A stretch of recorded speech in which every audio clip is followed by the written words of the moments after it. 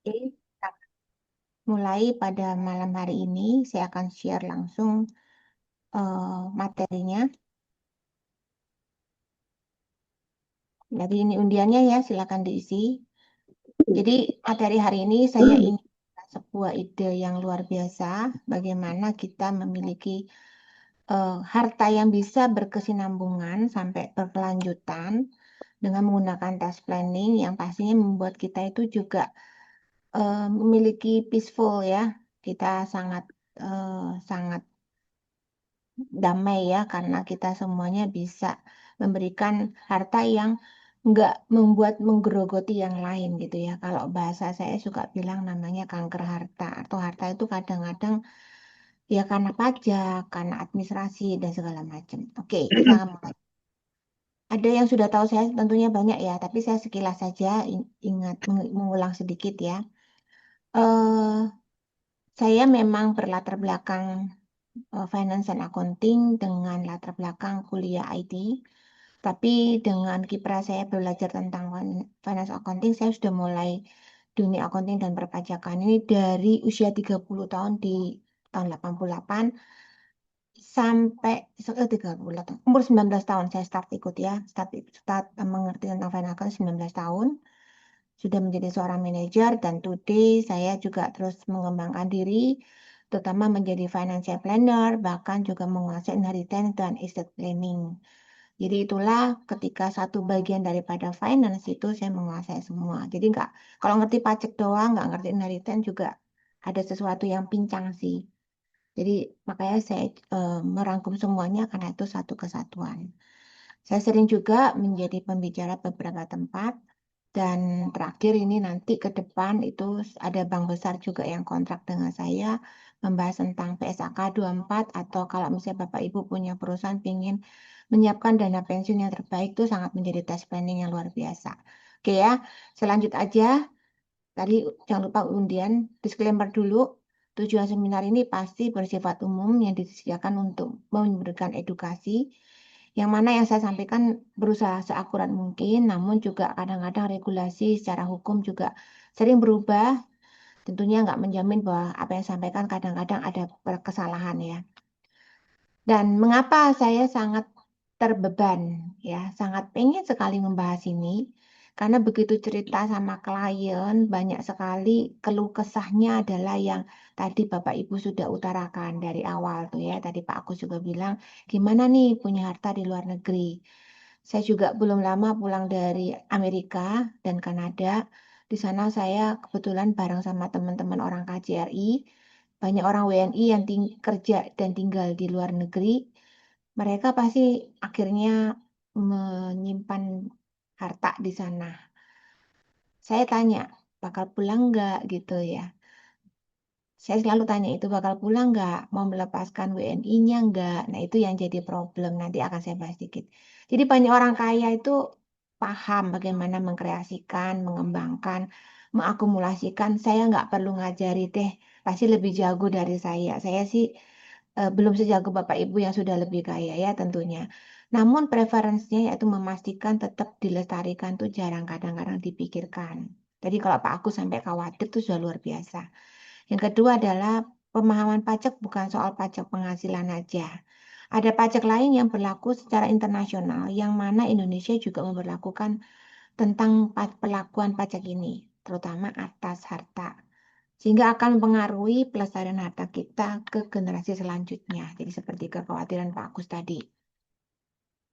Dan yang melatar belakangi berdasarkan survei menunjukkan bahwa hanya 30% orang kaya yang mampu mempertahankan kekayaan dan mereka lebih dari untuk bisa lebih dari dua generasi.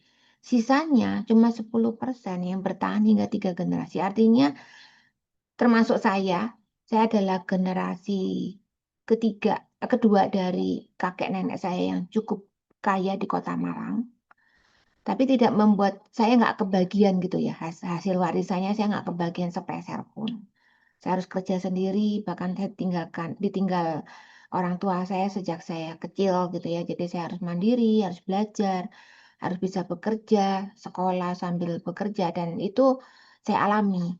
Demikian juga itu dari mama yang di Malang ya, dari papa itu dari Semarang.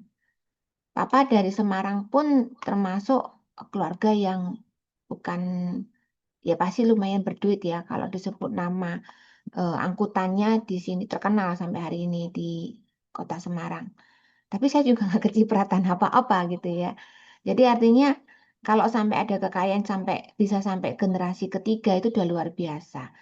Jangan sampai bilang saya cukup kaya sampai 7 generasi nggak ada habisnya. Ternyata nggak ada ya hari ini. Jadi itulah yang kejadian. Jadi sebagian besar jutawan, bahkan sekarang miliarder juga tidak mewarisi kekayaan secara signifikan karena hanya sisa sedikitnya. Gara-gara apa? Gara-garanya yang akan kita bahas ya. Pasti yang pertama pajak ya utamanya. Jadi temanya hari ini tentunya gimana kita melihat kondisi the greatest wealth transfer, bahkan ada transfer besar-besaran yang akan terjadi di dunia, bukan hanya di Indonesia. Dan kemudian ada 360 derajat overview tentang konteks sendiri membuat semuanya terbuka. Dan masalah warisan dan pajak. Dan ada good news tentunya ya, memaksimalkan bukan objek pajak. Dan memanfaatkan program yang tepat untuk sebagai instrumen pendamping harta atau sebagai salah satu smart assetnya. Nah, kembali. Saya mulai langsung dari greatest wealth transfer. Ini grafik yang diberikan oleh dunia bahwa jumlah generasi yang sekarang ini ada 80%, lebih dari 50%, 78,3 triliun itu adalah yang level baby boomers, yaitu mereka dari yang 20 meningkat sampai 50-30% sekarang, yaitu kelas yang usianya sekitar 70-an ya. 46 itu 70-an ya. 50 ya 70-an sampai dengan yang sekarang mendekati 61 itu orang-orang baby boomer. Yang mana baby boomer ini suka banget mengumpulkan harta melalui tanah dan bangunan. Dan yang kedua adalah Gen X, termasuk saya di Gen X nih ya. Itu juga lumayan lebih dari seperempat orang di dunia yang juga menempati orang kaya. Kemudian generasi milenial yang tentunya masih sedikit, baru 5%, dan sisanya adalah ada silent generation yang tentunya tinggal dikit ya, karena mereka yang usianya lebih dari 70 tahun itu udah tinggal dikit ya. Tapi mereka semua generasi-generasi ini yang akan mewariskan kekayaannya ke generasi selanjutnya. Jadi harapannya itu harusnya wealth transfer itu ya besar-besaran ini hasilnya juga makin bagus. Tapi kenyataannya baby boomer yang sambil menempati 50% lebih dan Gen X 25% ini, mereka yang usia 70, 60 gitu ya, pasti nggak lama lagi ya, kita nggak tahu kapan kita bisa tinggal di dunia ini. Masalahnya harta yang ada di dunia nggak bisa dibawa ke surga. Jadi tetap tinggal di sini diteruskan oleh generasi selanjutnya. Jadi akan ada the greatest wealth transfer besar-besaran dari orang baby boomer dan generasi Gen X. Kemarin aja saya baru lagi berangkat ke mana ya, ke Kanada, ke Amerika. Teman saya itu umur 68 tiba-tiba meninggal di Grand Canyon. Jadi saya kemarin itu pulang dari Amerika eh, dengan ngurusin banyak hal ya, karena ternyata tiba-tiba teman saya ini yang adalah salah satu teman-teman dari PNS, selalu kepala biro di Menteri Perdagangan dan Perindustrian ini sehat usia 68. Eh, Dan tiba-tiba tutup usia. Kang. Dan itu pun kaget banget, nggak kenapa-napa. Baru cek medical, semuanya bersih. Nggak ada orang yang tahu. Dan itu otomatis dia akan mewariskan kepada generasi milenial anak-anaknya. Nah itu tahu ya, usia-usia kita itu usia-usia yang sangat rawan. Oke, langsung ke implikasinya. Kita tahu bahwa di korteks saja sudah judulnya aja 360 derajat overview. Artinya dari sisi saya profil makan saya. sebagai agen maupun, bentar ya, mohon maaf saya coba. Oke, eh, jadi dari sisi profil ini artinya kenapa disebut 360 derajat? Karena dari sisi fiskus maupun dari kita sendiri itu bisa terbuka, jelas ya. Bahkan sampai kita bisa lihat berbagai macam rekening bank itu terlihat di sini semua. Jadi itulah yang terjadi di korteks, artinya buka-bukaan. Jadi kalau Bapak Ibu sampai bilang nggak usah dilaporin. Ya kemarin juga ada kakak sepupu saya udah meninggal 3 tahun yang lalu, anaknya kelabakan karena apa? Hartanya nggak pernah dilapor di SPT-nya. Rumahnya ada banyak. Itu walaupun rumahnya diperoleh padahal dari zaman tahun 7, di bawah tahun 60, bahkan 70, 60-an mereka punya. Itu nggak dilapor. Waduh, itu luar biasa sih. Akhirnya anaknya ini kerepotan sekali. Jadi itulah yang menjadi masalah. Sebentar ya.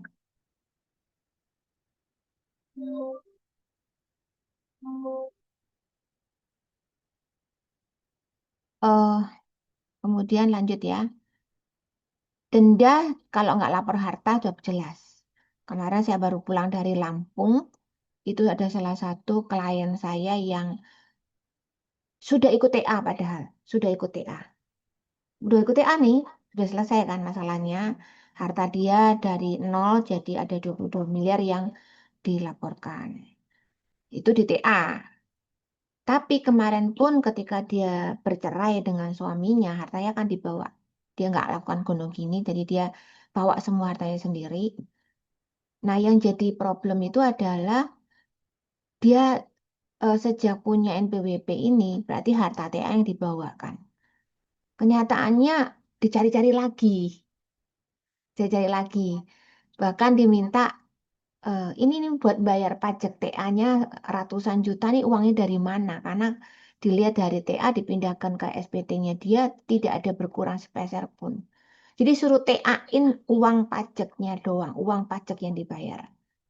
Saya sampai di sana berdebat benar-benar karena kan itu kejadian 2015 dan apa namanya 16-17 tuh semua SPT harusnya sudah di close, nggak perlu dibahas lagi. Dan belum lama juga saya baru hari Rebo juga baru pulang dari Pekalongan. Itu gara-gara cuman ada orang yang belum laporin sahamnya 19 miliar. Padahal tuh saham bodong yang akhirnya perusahaannya bangkrut sudah nggak masuk di listingnya BEJ pun masih dicari-cari. Sampai akhirnya ya tadi tuh saya temenin, padahal nilai value-nya sudah nol, itu pun kalau angkanya sudah sampai gede, pasti larinya ke bukber. Jadi dia itu tetap nyari-nyari eh, apa supaya orang ini melaporkan dan mengakui 19 miliar ini. Itu sudah pasti ya. Bahkan dia sudah mengancam, yaitu tadi denda 30%, sanksinya 200%. Jadi, Bapak Ibu, eh, itu kejadian di 2022 pun sampai hari ini berlaku ya, Bapak Ibu ya. Ini yang dikorankan. Kemudian, pajak pun juga melirik aset di luar negeri. Ini juga dari dikorankan sejak 2019. Beberapa bulan ini terakhir, saya juga banyak klien saya dapat surat cinta gara-gara asuransi di luar negeri yang cair, gara-gara dia uang tabungannya di luar masih ada, diminta pajak bunganya, segala macam. Itu ketahuan semua. Jadi nggak bisa yang namanya nggak ketahuan. Jadi karena apa? Karena ada sistem pertukaran data IOI ini ya. Dari kantor pajak akan tukar data dengan yang sudah kerjasama di sekitar berapa puluh negara ya. Jadi kantor pajak akan tahu. Maka kemarin-kemarin bagi yang merasa ketinggalan ingin lakukan TA atau PPS yang terakhir di 2020. Nah, yang pasti semua harta yang ketahuan itu apa aja? Baik hutang piutang, baik investasi yang ada berupa kripto, berupa saham, berupa apapun yang ada di luar negeri itu akan ketahuan. Dan yang masalah adalah harta bergeraknya. Harta bergerak ini yang lain berupa tabungan, harta tidak bergerak dan harta yang bergerak. Harta tidak bergerak tentunya rumah, tadi yang ditanyakan. Ketika dia sudah menjadi warga negara asing atau menjadi warga negara Indonesia dan nggak ketahui segala macam itu akan rumit semuanya ya. Nah, masalah warisan dan perpajakan. Kita tahu ya bahwa akan ada transfer aset. Kalau harta itu akan jadi estate, artinya akan jadi freeze ya, sampai siapa pemiliknya. Karena pada waktu harta, hutang, dan pajak kita masih hidup itu milik kita. Tapi setelah kita nggak bernafas lagi, itu menjadi milik banyak orang. Kok bisa? Karena kan estate itu jelas-jelas belum tentu milik salah satu atau dua orang yang jadi ahli waris kita itu benar nggak dia. Dibutuhkan konfirmasi ulang dan hukum waris dan segala macam. Hutang pun jatuh tempo. Pernah ada klien dari teman saya yang dia itu punya usaha pabrik emas. Dia lagi ada kredit bank. Kemudian kredit banknya itu apa namanya pasti dibarengi dengan program asuransi.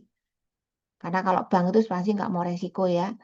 Tapi karena beliau sudah sakit jantung, jadi nggak diterima. Akhirnya nggak punya asuransi. Ya udah si banknya itu bilang ya udah nggak apa-apa, nggak pakai asuransi. Mudah-mudahan sih nggak masalah.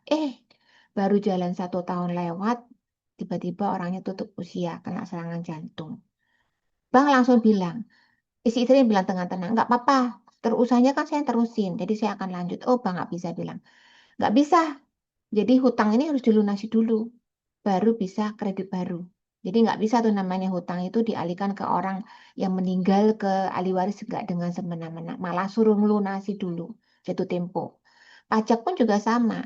Pajak itu akan berkelanjutan kalau kita nggak pernah tutup NPWP-nya. Kalau ada usaha yang masih menghasilkan, masih atas nama pemberi waris yang sudah meninggal.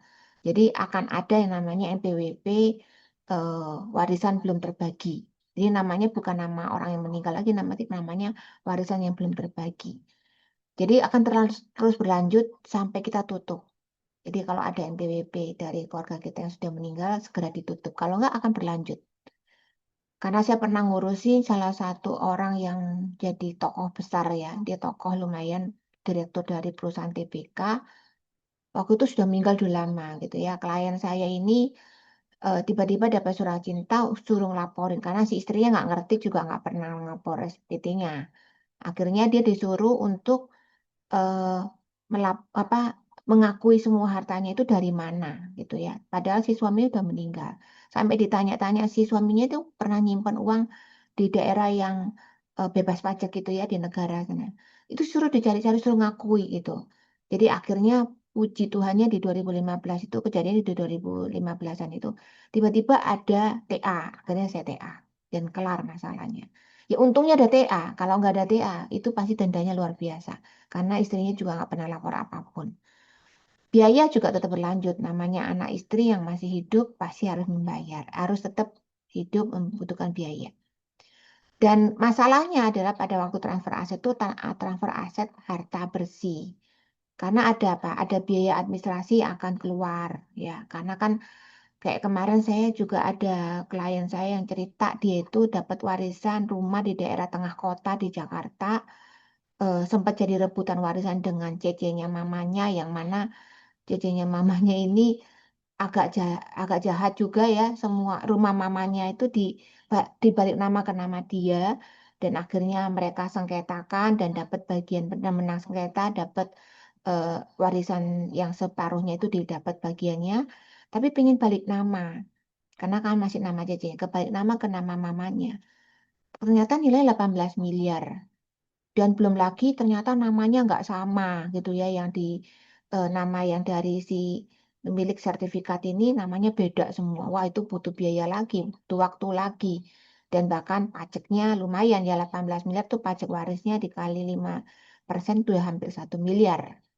Lumayan itu karena dia nggak mau dianggap hibah dari kakak adik, karena kan atas nama adik kakak itu bisa jadi pajak progresif kalau hibah dari orang kakak adik maka dibikinlah jual beli pajak 2,5 dan 5% dikalilah 7,5 ya 1 miliar lebih lumayan ya. Nah langsung pada inti ceritanya. Jadi dari semuanya ini ada satu eh, tentang teks taksonomi pajak atas kekayaan. Jadi kalau Bapak Ibu sudah sering banget dengerin pajak atas penghasilan. Kali ini ada yang namanya pajak atas kekayaan, yang mana yaitu pajak yang dikenakan atas kepemilikan satu kekayaan yang menentukan objeknya berdasarkan dari nilai harta. Jadi ada 3 jenis yang di sini menurut IMF yang juga ternyata taksonomi pajak ini juga diambil teori ini untuk dilaksanakan di Indonesia.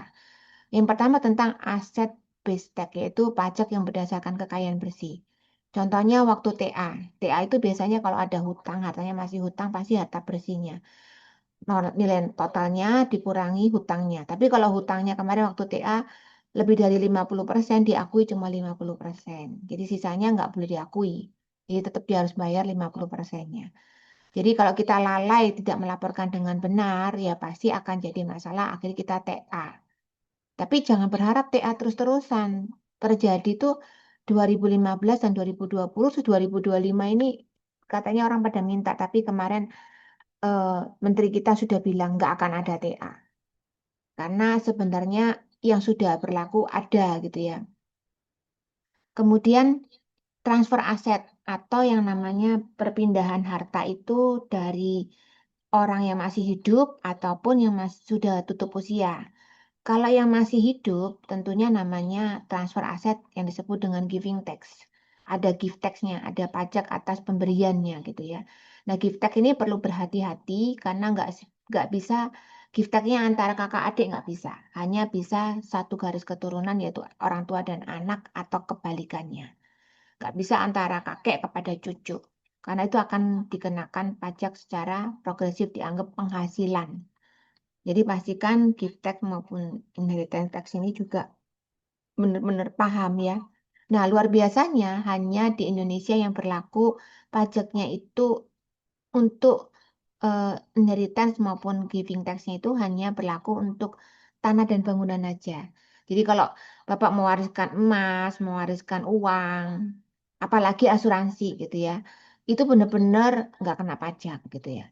Kalau yang tanah dan bangunan itu akan kena pajak dan itu pun pajaknya termurah, cuma 5% untuk pewarisan ataupun hibah.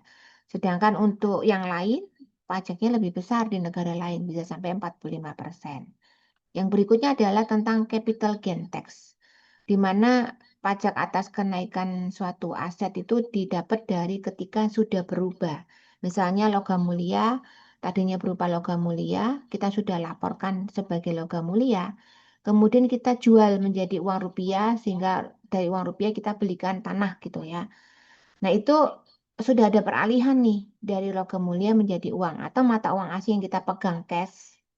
Ada klien saya yang cerita sama dia uangnya itu bener-bener cash. Saya nggak ngerti itu sampai jutaan US dollar. Kok bisa ya? Kok nggak takutnya nilainya apa kertasnya udah nggak berlaku lagi di Indonesia. Nah, itu keuntungannya itu kena pajak karena begitu kita catat misalnya di 2018 kita ngakui LM-nya ada 3 miliar. Harga 2018 berapa? Misalnya 100.000 per gram. Maka 3 miliar itu sama dengan eh, kalau 100.000 berarti sama dengan 30.000 gram. Tentunya ketika 2024 kemarin misalnya berubah uangnya jadi dibeliin tanah, bukan 3 miliar yang berubah, tapi 3 miliar ini menjadi dibagi dengan 100.000 tadi, dikalikan berapa kilo, berapa gram, dikalikan harga hari ini.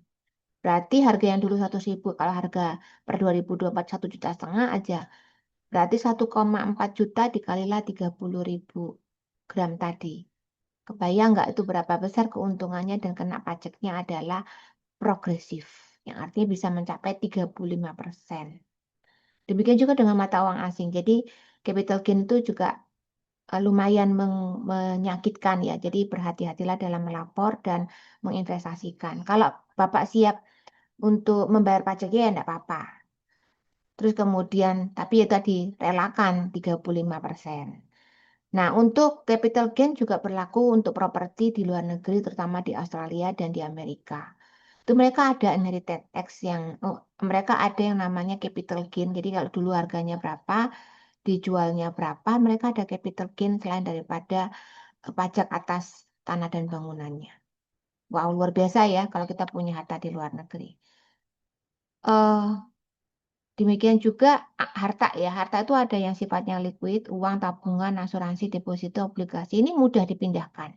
Demikian juga ketika diwariskan itu nggak akan jadi masalah. Karena ini tidak mengandung pajak.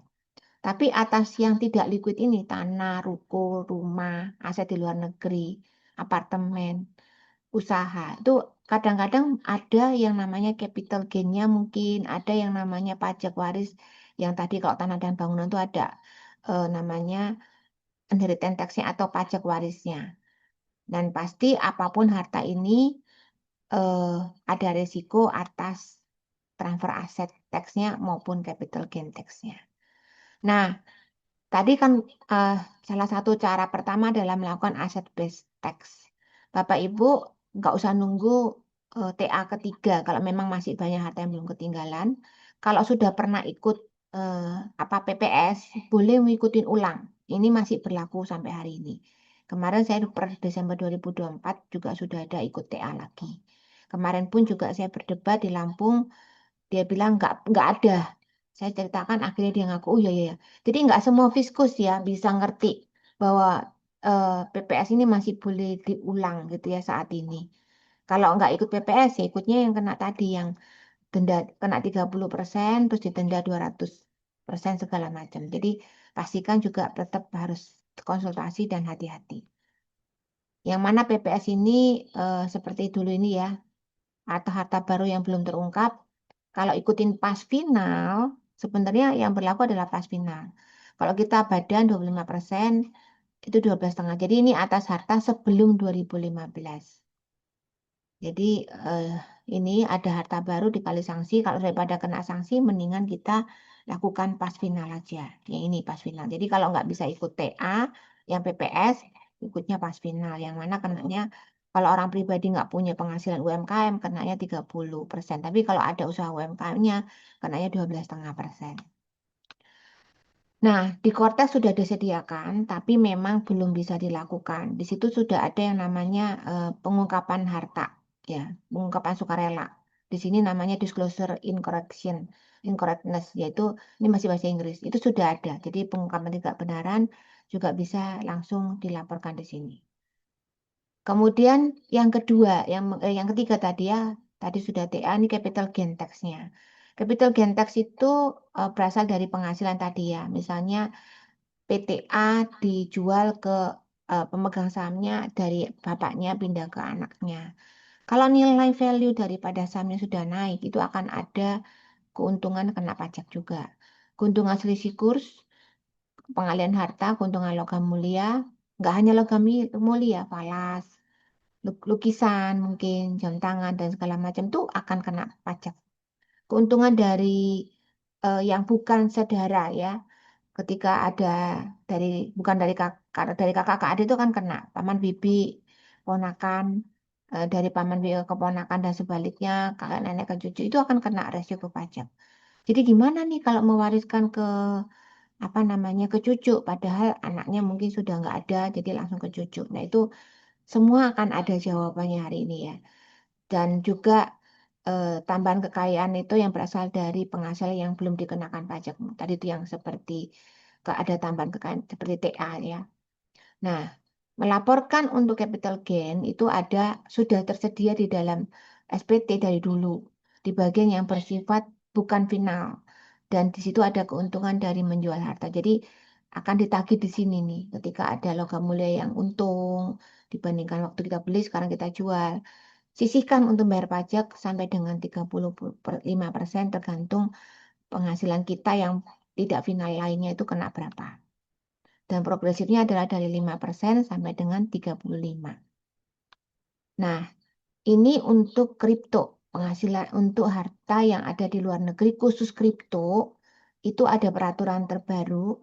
Dan ini untuk yang di daerah beberapa daerah itu mereka ada yang berlaku di Jepang itu ada capital gain-nya, ada di Hong Kong bebas pajak, di China ada kena capital gain, di India kena digital 30%, di Amerika ada pajak capital gain-nya. Dan untung ruginya kalau di Amerika pasti transparan ya. Kalau di Hong Kong juga dari penjualan sahamnya itu akan kena pajak seperti di Indonesia ketika dijual udah kena final. Kalau di Hong Kong final nggak final saya nggak tahu. Yang penting kena pajak. Pajak luar negeri bisa kena sampai 20%. Jadi cryptocurrency ini memang mata uang digital yang sangat menjanjikan. Artinya banyak orang yang memang mulai menyimpankan di sana sebagai komoditas atau aset virtual yang merupakan dapat diperdagangkan dengan mudah, merupakan dana likuid. Tapi saya nggak ngajarin kripto hari ini ya. Saya cuma ingatkan bahwa pajak kripto itu boleh sih punya, tapi perhatikan untuk membayar pajak supaya aman. Jadi kalau nggak ngerti tax planning, ya jadi bahaya juga. Karena akan jadi penghasilan lain-lain. Jadi kalau transaksi yang terjap ter, apa exchange-nya, jadi kita kalau dari luar negeri bawa pulang ke Indonesia berupa ke Indodax ataupun toko kripto, sudah dipotong 0,1, sudah dipotong oleh platformnya. Tetapi kalau kita bukan sama yang kita Indodax atau toko kripto itu pakai exchanger yang lain, artinya dari luar, kita harus bayar sendiri final 0,2. Sudah ada tersedia di Cortex pilihan kode apa namanya kode e-billingnya ya. Kalau dari mining 2,5%. Jadi itu yang perlu diperhatikan. Sisanya eh, adalah kita harus melakukan sendiri. Jadi yang dipotong hanya kalau pakai toko kripto kita nggak usah pusing, tapi hasil yang dijual ini dilaporkan seperti kita melaporkan saham. Nah, untuk wealth transfer pajak itu tadi sudah capital, sudah aset. Sekarang yang wealth transfernya. Bea atau warisan berupa PPHTB itu akan dikenakan. Jadi pajaknya bukan PPHTB, tapi bea. Jadi pajak ke Pemda. Ya bunyinya bukan pajak bea gitu. Jadi sebenarnya katanya warisan bebas pajak. Betul, warisan bebas pajak, PPHTB-nya tapi dengan syarat warisannya sudah tercatat dari si pemberi waris. Hibah lintas generasi itu ada kena wealth transfernya ya, kena pajaknya. Hibah dari sebuah saudara tadi itu ya sudah kena. Nah, atas transfer aset tadi sudah kena, yang tadi dibilang BPATB itu termasuk inheritance tax yang sebenarnya bukan pajak yang disukai masyarakat. Nggak populer sih. Banyak orang, lu masa saya punya rumah dikasih sama apa namanya orang tua saya yang baru meninggal, malah saya harus bayar lagi gitu. Jadi ini pajak warisan ini dianggap sebagai pajak yang paling kejam. Karena munculnya di saat orang lagi sedih, kehilangan, malah harus bayar lagi gitu ya. Bukannya happy ending malah menyusahkan lagi ya. Apalagi kalau ditinggalin sama orang tua yang doyan belanjanya tanah dan bangunan. Saya sampai hari ini sudah seminar ini berkali-kali pun masih aja yang kalau lihat tanah dan bangunan beli lagi, beli lagi, beli lagi.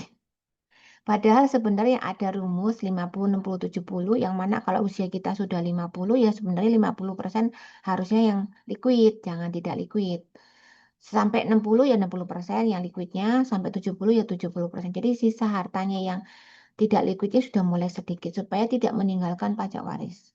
Ini berlaku di seluruh dunia, ya hampir sama pajak-pajak atas estate ataupun inheritance-nya. Nah, untuk tanah dan bangunan di Indonesia, mau jual beli atau hibah atau waris itu hampir sama ya. Saat melepaskan itu ya pajak saat melepaskan berarti dia terima uang kan.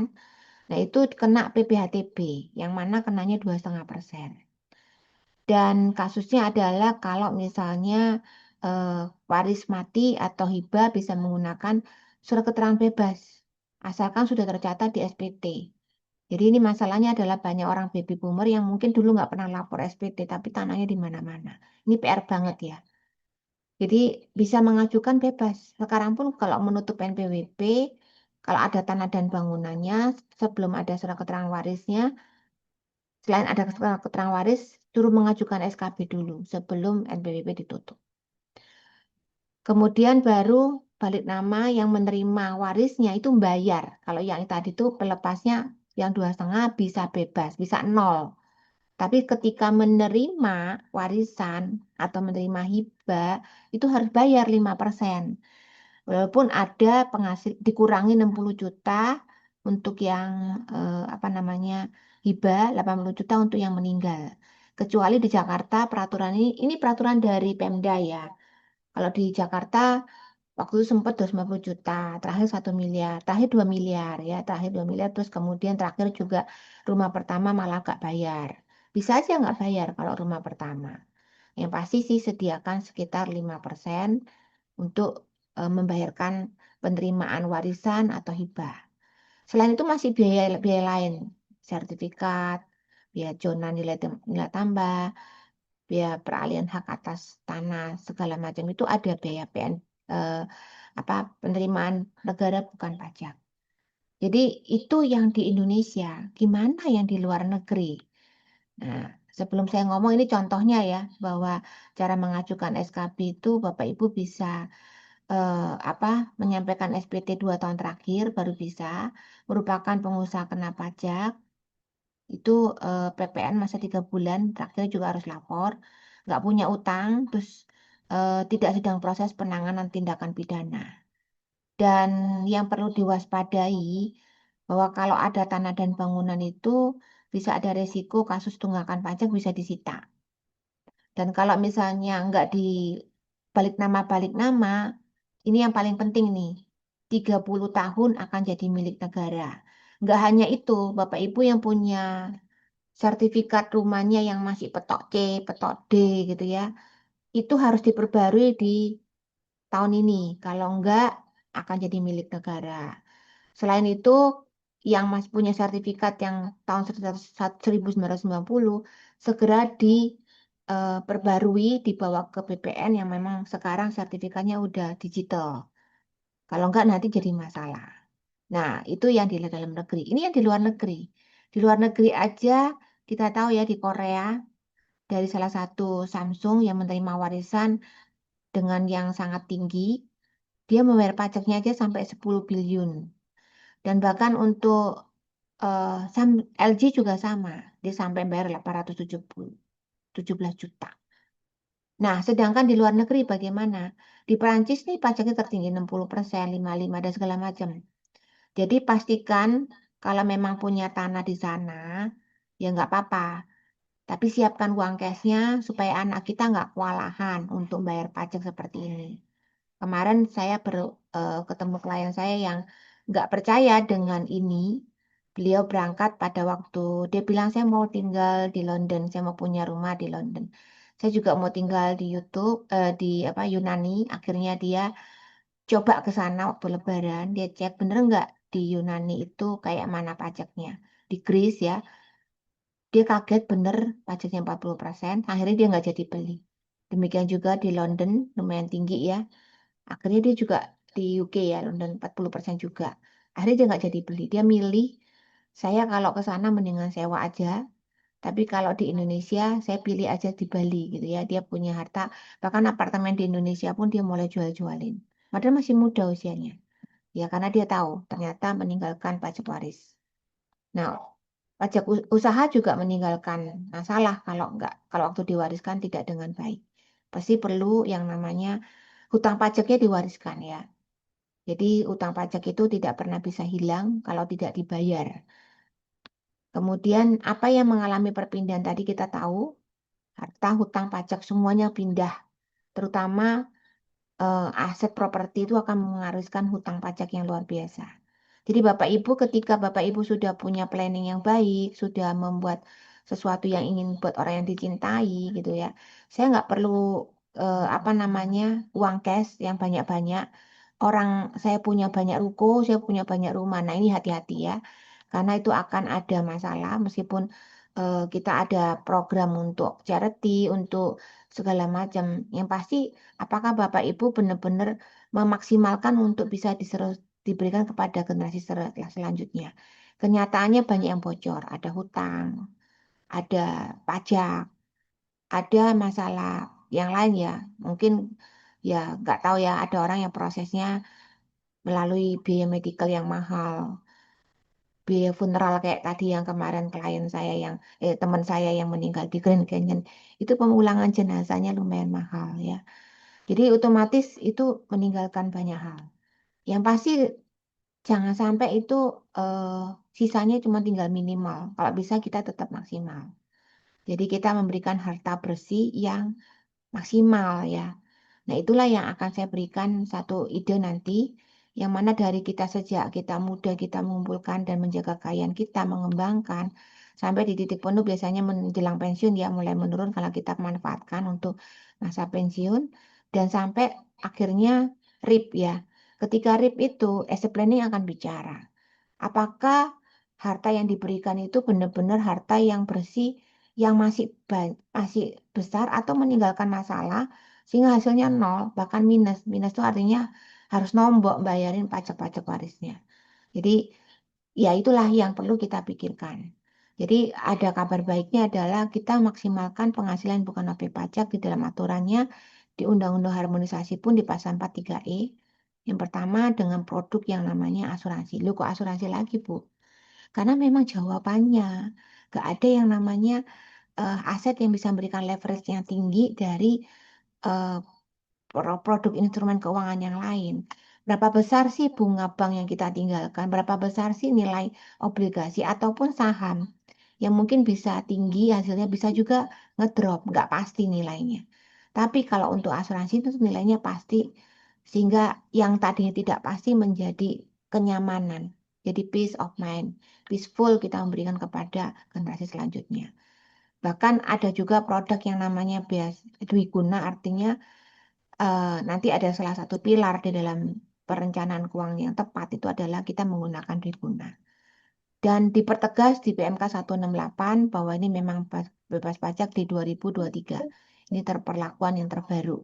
Bebas pajak. Di sini pembayaran manfaat santunan asuransi kepada bentuknya kesehatan, kecelakaan, dwiguna, dan beasiswa semuanya bebas pajak.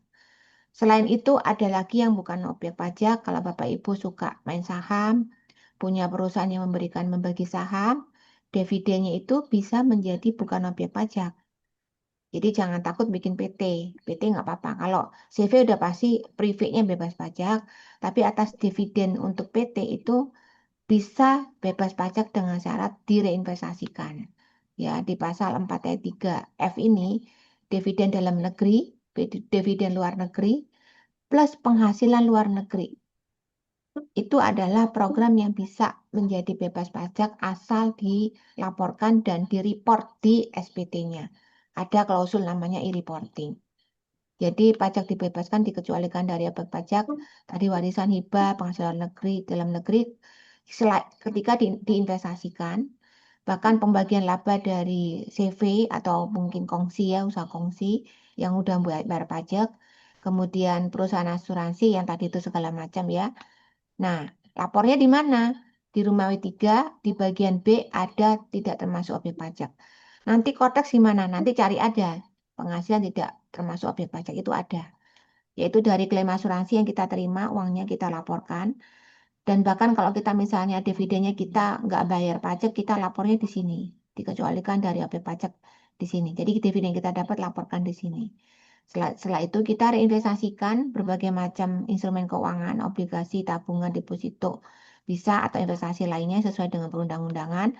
Dan yang terbaiknya menurut saya adalah ketika kita masukkan selain di instrumen pasar, tapi masuk di produk asuransi yang dikaitkan dengan investasi atau program diguna maupun dana pensiun. Nanti dana pensiun ini juga sangat bagus sekali karena setiap orang itu kan nggak mau jadi sandwich generation nantinya buat anak-anak. Jadi siapkan itu yang namanya dana pensiun. Yang pasti diinvestasikan maksimum kapan? Maksimum 3 bulan setelah dari akhir tahun buku. Jadi kalau kita terima dividen selama 2025 ini dari Januari sampai Desember, boleh kita investasikan di Januari Desember ini atau maksimum di Maret 2000 tahun berikutnya gitu ya. Kalau BP Badan maksimum dilaporkan tapi BP Badan ini sebenarnya sudah bebas pajak sih, antar badan itu tidak ada pajak. Jadi kalau misalnya kita terima dividen 2022 gitu ya. Maka kita harus laporkan selama 3 tahun dari Maret 2023, 24, dan 25. Asalkan ditempatkan maksimum juga Maret 2023. Dan kalau ada dividen lagi 2023, kita lapor lagi. Jadi pada waktu di tahun 2024 kita lapor 2 jenis. Ketika 2024 terima lagi, kita lapor tahun pertama untuk yang kita terima di 2024, lapor tahun kedua untuk 2023, dan lapor ketiga di tahun ketiga. Jadi harus 3 tahun berturut-turut untuk melaporkan. Nah, cara lapornya kalau dikoreksi nanti aktifkan layanan wajib pajak buat permintaan layanan administrasi. Di situ nanti ada pilihan kita yang jenis layanan tuh diisi yang klik aja IP laporan, nanti akan keluar AS 3901. Di situ bunyinya laporan realisasi investasi, terus kemudian laporkan tuh investasinya kemana, terus ke mana segala macam. Kalau sudah jelas nanti kita reportnya tinggal di report sampai keluar harus tanda tangan berarti itu sudah tersubmit. Jadi sampai simpan sampai dan diinvestasikan kemana. Di sini ada pilihan nih yang kita dapat dari mana aja dividen dalam domestik luar negeri perusahaan swasta yang go public maupun swasta perusahaan untuk yang dividen dari luar negeri itu maksimum si perusahaan ini yang mengeluarkan dividen ini 30% yang dia jadikan dividen. Kalau misalnya kurang dari situ nggak bisa jadi objek, nggak bisa jadi bebas pajak. Kalau penghasilan luar negeri itu bentuk usaha tetap apapun tidak tetap. Jadi apapun yang kita terima dari luar negeri. Nanti kita bisa laporkan seperti ini, ada pilihannya, dan diinvestasikan kemana tuh sudah ada pilihannya. Jadi gampang ya, tinggal sampai sign berarti sudah sukses secret dokumen keluar kata-kata ini berarti sudah terlapor. Sederhana lapornya dan bentuknya kalau di reprint seperti ini. Itu cara dividen. Jadi tadi ada dua jenis ya asuransi atau dividen dan dividen pun kalau yang bagus dikembangkan lagi di asuransi. Maka dari dua hal itu saya ingin memanfaatkan dengan smart paper ini. Yang pertama, kenapa seperti itu? Karena Bapak Ibu, kalau saya boleh tanya, kalau Bapak Ibu ingin bangun rumah, dan ibaratnya itu adalah sebuah keuangan yang kokoh di dalam keluarga Bapak Ibu. Pasti Bapak Ibu pengen punya bangun rumah di tanah yang kokoh kan? Apakah Bapak Ibu akan membangun di beton yang kuat, ataukah Bapak Ibu akan bangun di atas pasir? Jadi kalau Bapak Ibu bangunnya di pasir, kebayang nggak sih ketika ada angin puting beliung yang datang, apa yang terjadi? Pasti untuk rumah yang di apa batu masih kuat, tapi untuk yang di pasir pasti hancur lebur. Nah, apa yang menyebabkan? Karena tidak ada pondasi yang kuat yang bisa tertanam di pasir. Jadi Bapak Ibu sekarang ini keuangan Bapak Ibu di posisi mana? Sekokoh apa? Apakah Bapak Ibu sudah menanamkan tanah yang kuat untuk memiliki perencanaan keuangan yang terbaik? Yang mana kita harus olah dengan dinding dan atap investasi dan tujuan keuangan yang tepat juga. Karena kan kalau tujuan keuangannya bagus apa jelek ya tergantung kita menempatkan. Tapi masalah perencanaan itu adalah dasar utama untuk perencanaan yang berkelanjutan, bukan perencanaan hanya sekali. Karena nanti yang melanjutkan ada, yaitu namanya apa gitu ya. Yang pasti perencanaan keuangan itu kan butuh yang namanya pondasi yang kuat. Minimum kalau rumah ini bentuknya satu kotak begini pasti ada 4 pilar. Minimum 4 pilar. Jadi pilar yang pertama pastinya sama dengan kita menanamkan pilar dalam keuangan kita, yaitu pondasi penghasilan, yaitu perlindungan atas penghasilan yang minimum 10 tahun akan datang. Jadi kalau sampai seseorang itu, apakah dia bisa mempertahankan penghasilan itu ketika mengalami masalah dengan rumahnya ini? Puting beliung merusak rumahnya sehingga eh, apakah dia masih kok dikuat dengan kokoh karena ada perlindungan. Kedua, adalah pondasi pengeluaran. Artinya adalah perlindungan atas pengeluaran, kebutuhan biaya rutin keluarganya ada yang menjamin enggak. Nah, ketiga adalah perlindungan atas pengganti penghasilan atau pengganti income. Perlindungan ini keluar sebuah proteksi yang akan diberikan kepada ketika seseorang mengalami sakit kritis atau cacat total atau mengalami incapacity karena orang yang sedang di ICU nggak bisa tanda tangan pencairan deposito, nggak bisa menandatangan menjual rumahnya karena dia dalam kondisi incapacity. Apalagi stroke aja susah tanda tangan. Jadi minimum 5 tahun yang akan datang, 5 tahun ada. Jadi misalnya dia masih bisa mempertahankan biaya hidupnya selama 5 tahun. Dan bahkan asuransi kesehatan kalau ada yang mau bayarin resikonya Bapak Ibu, kenapa harus bayar sendiri? Karena BPJS sudah menjadi hal yang penting, tapi juga program-program asuransi swasta juga sangat bagus dibandingkan BPJS. Nah, untuk yang keempat adalah pilarnya pondasi atas harta meningkatkan aset yang berkelanjutan yang dari bebas pajak. Yaitu ada banyak program yang mana saya aja, meskipun udah usia pensiun, saya tetap nabung untuk usia pensiun. Untuk beli program dana pensiun lagi. Untuk investasi yang lain. Jadi, Bapak Ibu minimal punya 4 jenis asuransi ini. Kalau Bapak Ibu bilang, saya sudah punya asuransi, itu bukan jawabannya. Coba dihitung ulang. Sudah sesuai nggak penghasilan ibu bisa 1 tahun bisa 1 miliar? Apakah ibu punya perlindungan 10 miliar? Kalau bapak ibu juga punya biaya hidup setahun sebulannya adalah misalnya 100 juta, 1 tahun 1,2, apakah 1,2 itu tercukupi nantinya? Ada juga perlindungan ketika tiba-tiba tutup malah mengalami sakit kritis, nggak bisa bekerja selama beberapa waktu, adakah pengganti income? Itu berupa sakit kritis. Jadi itu pondasi yang kuat dan yang terakhir adalah peningkatan aset yang berkelanjutan. Dan itu namanya pasti polis asuransi, yang mana tidak bisa disita, nggak bisa disengketakan, dan bebas pajak. Ini contoh soal ketika seseorang yang smart menyiapkan uang pertanggungan sebesar 33,6. Dari mana hitungannya? Karena isu uang tunai dan tabungan deposito saham itu masih nggak kena capital gain atau nggak kena pajak. Tapi atas tanah dan bangunan yang dulu dia beli, sekarang usianya 50 tahun, anggap usia harapannya 90 tahun baru tutup usia, 40 tahun lagi kalau kenaikan hartanya PBB misalnya 5%, 2,5 miliar ini ternyata bisa jadi 17,6 miliar. Demikian juga rukonya bisa sampai 26 miliar, logam mulia yang tadi segini hartanya udah tinggi. Kemudian mata uang asing juga makin tinggi, apartemen di Singapura apalagi, tabungan Australia juga apalagi, akan meninggalkan pajak atas capital gain-nya di Indonesia maupun juga inheritance di sana. Ya, ada yang negaranya, ada yang di Singapura tuh misalnya tidak ada inheritance tax-nya, tapi ada biaya probate-nya, ada capital gain itu Indonesianya. Jadi tetap aja semua akan punya resiko. Maka harta yang 28 miliar malah dia harus punya uang pertanggungan 33 miliar supaya menjaga-jagain, ya dia nggak tahu 40 tahun akan datang saat tutup usia itu sudah tersedia dana itu. Jadi itu uang cash keras. Nah, saya akan berikan contoh caranya dengan program yang dari Sekuis. Jadi karena saya memang orang Sekuis, jadi saya menjual contoh produk dari Sekuis. Ini sebuah sharing yang tidak dipaksakan. Semua orang boleh punya. Contoh usia 35. Ini programnya baru launching yang saya combine dengan apa namanya Q-Smart Lite. Yang mana nabungnya cukup 5 tahun dengan sebesar 36 juta. Jadi usia 35 itu murah. Dia punya dana yang mana mulai tahun ke-6 dikasih dananya ya, dikembalikan 4 juta atau istilahnya hasil tabungannya selama 15 tahun ya. 4 juta selama 5 tahun, 15 tahun. Jadi kayak bunganya. Kemudian di akhir tahun ke-20 itu akan terima kembali semua preminya, bukan semua ya. Karena ini combine dari dua polis 110 juta kembali. Kemudian kalau dia bisa hidup sampai usia 100, dia akan punya dana yang cair 1 miliar. Tapi kita kan nggak tahu. Misalnya tutup usia di akhir selesai bayar.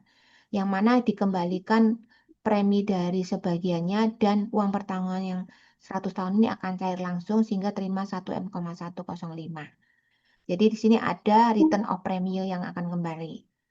Yang mana program ini return of premi itu untuk produk yang dari yang tabungan ini itu adalah return yang tergantung kalau baru 2 tahun pertama hanya total premi yang kembali tapi untuk 1 miliar tetap dibayarkan. Tapi kalau sudah tahun ke-6 itu ada tambahan bonus uang pertanggungan sekitar 5 juta walaupun nggak besar tapi setidaknya Bapak Ibu dibandingkan uang ada di bank itu pasti lebih mudah cair dari smart asset ini.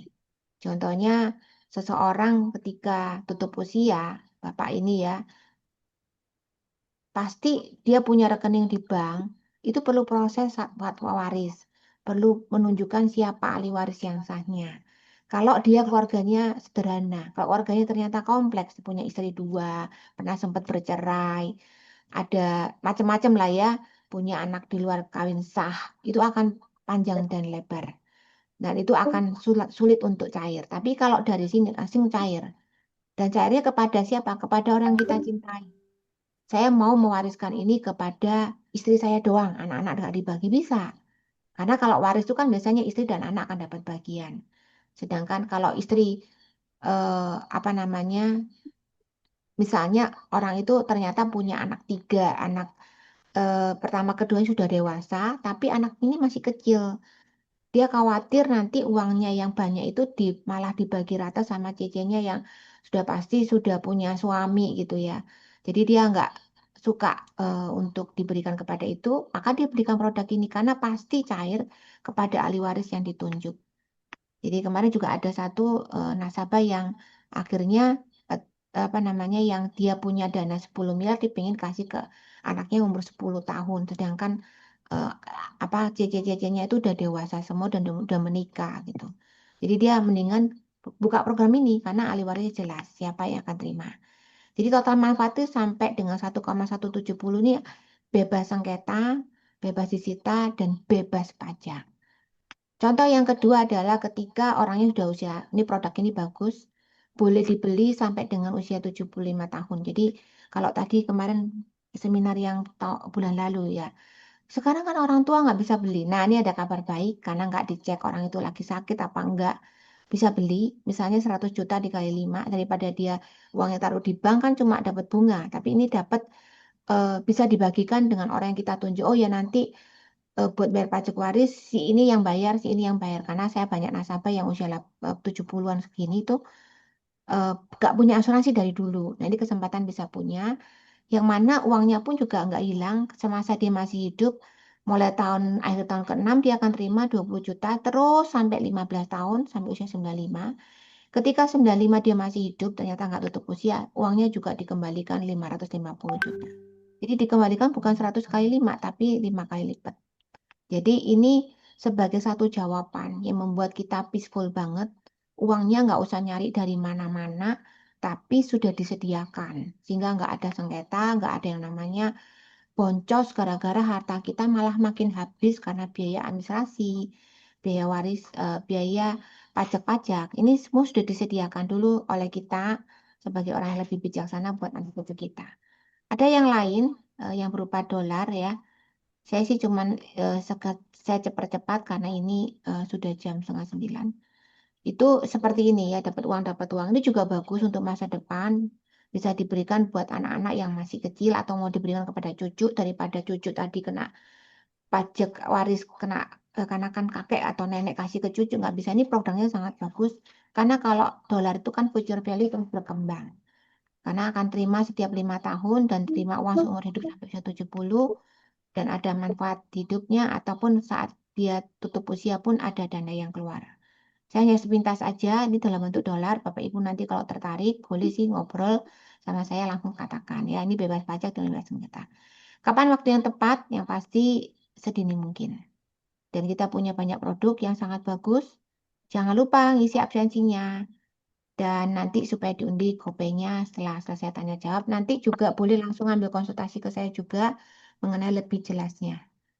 Sekian, terima kasih.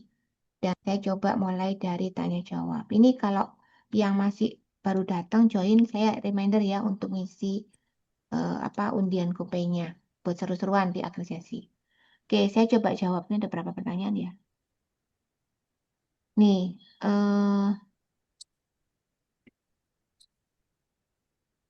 Bu Yanti menanyakan, suara saya hilang-hilang ya? Nggak aman kan tadi suara saya semua saya baru baca ini. Oke, Yang mana Face ID? aman ya suara saya Bu Meti. Nah, ini Bu Yanti menanyakan, ini kalau dilihat, apa bagus beli asuransi jadi nggak ada keuntungannya dari penjualan aset? Enggak sih, Bu. Jual asetnya Ya, ada capital gain kalau kena bentar. capital gain. Tapi atas pajak capital gainnya Ibu siapkan. Namanya siapkan di asuransi, itu kan bukan sebesar pajaknya, tapi sebesar preminya. Jadi lebih ngirit maksud saya.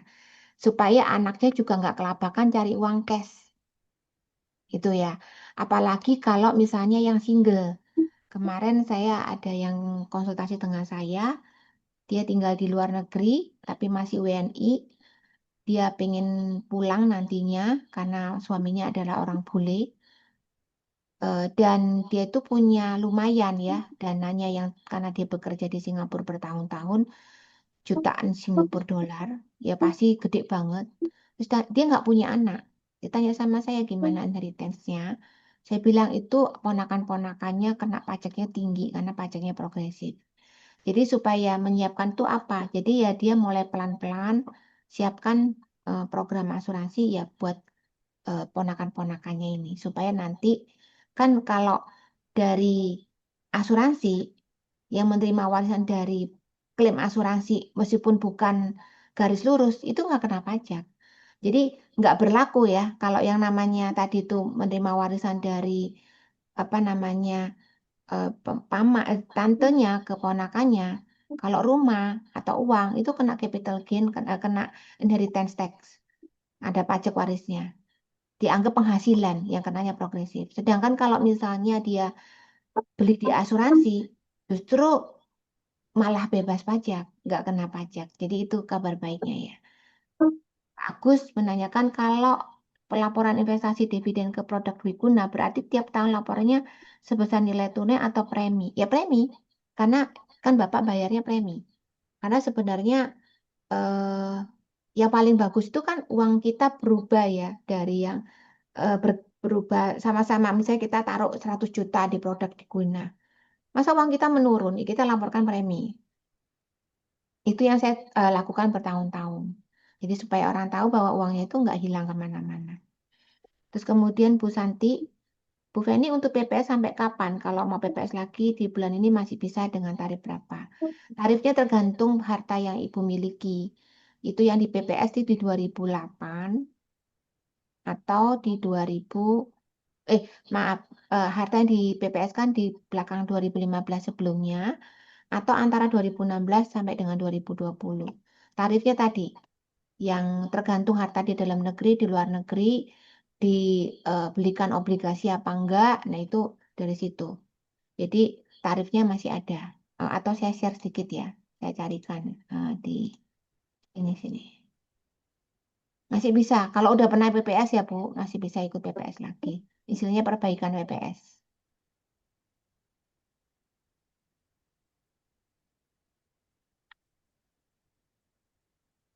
Nah ya,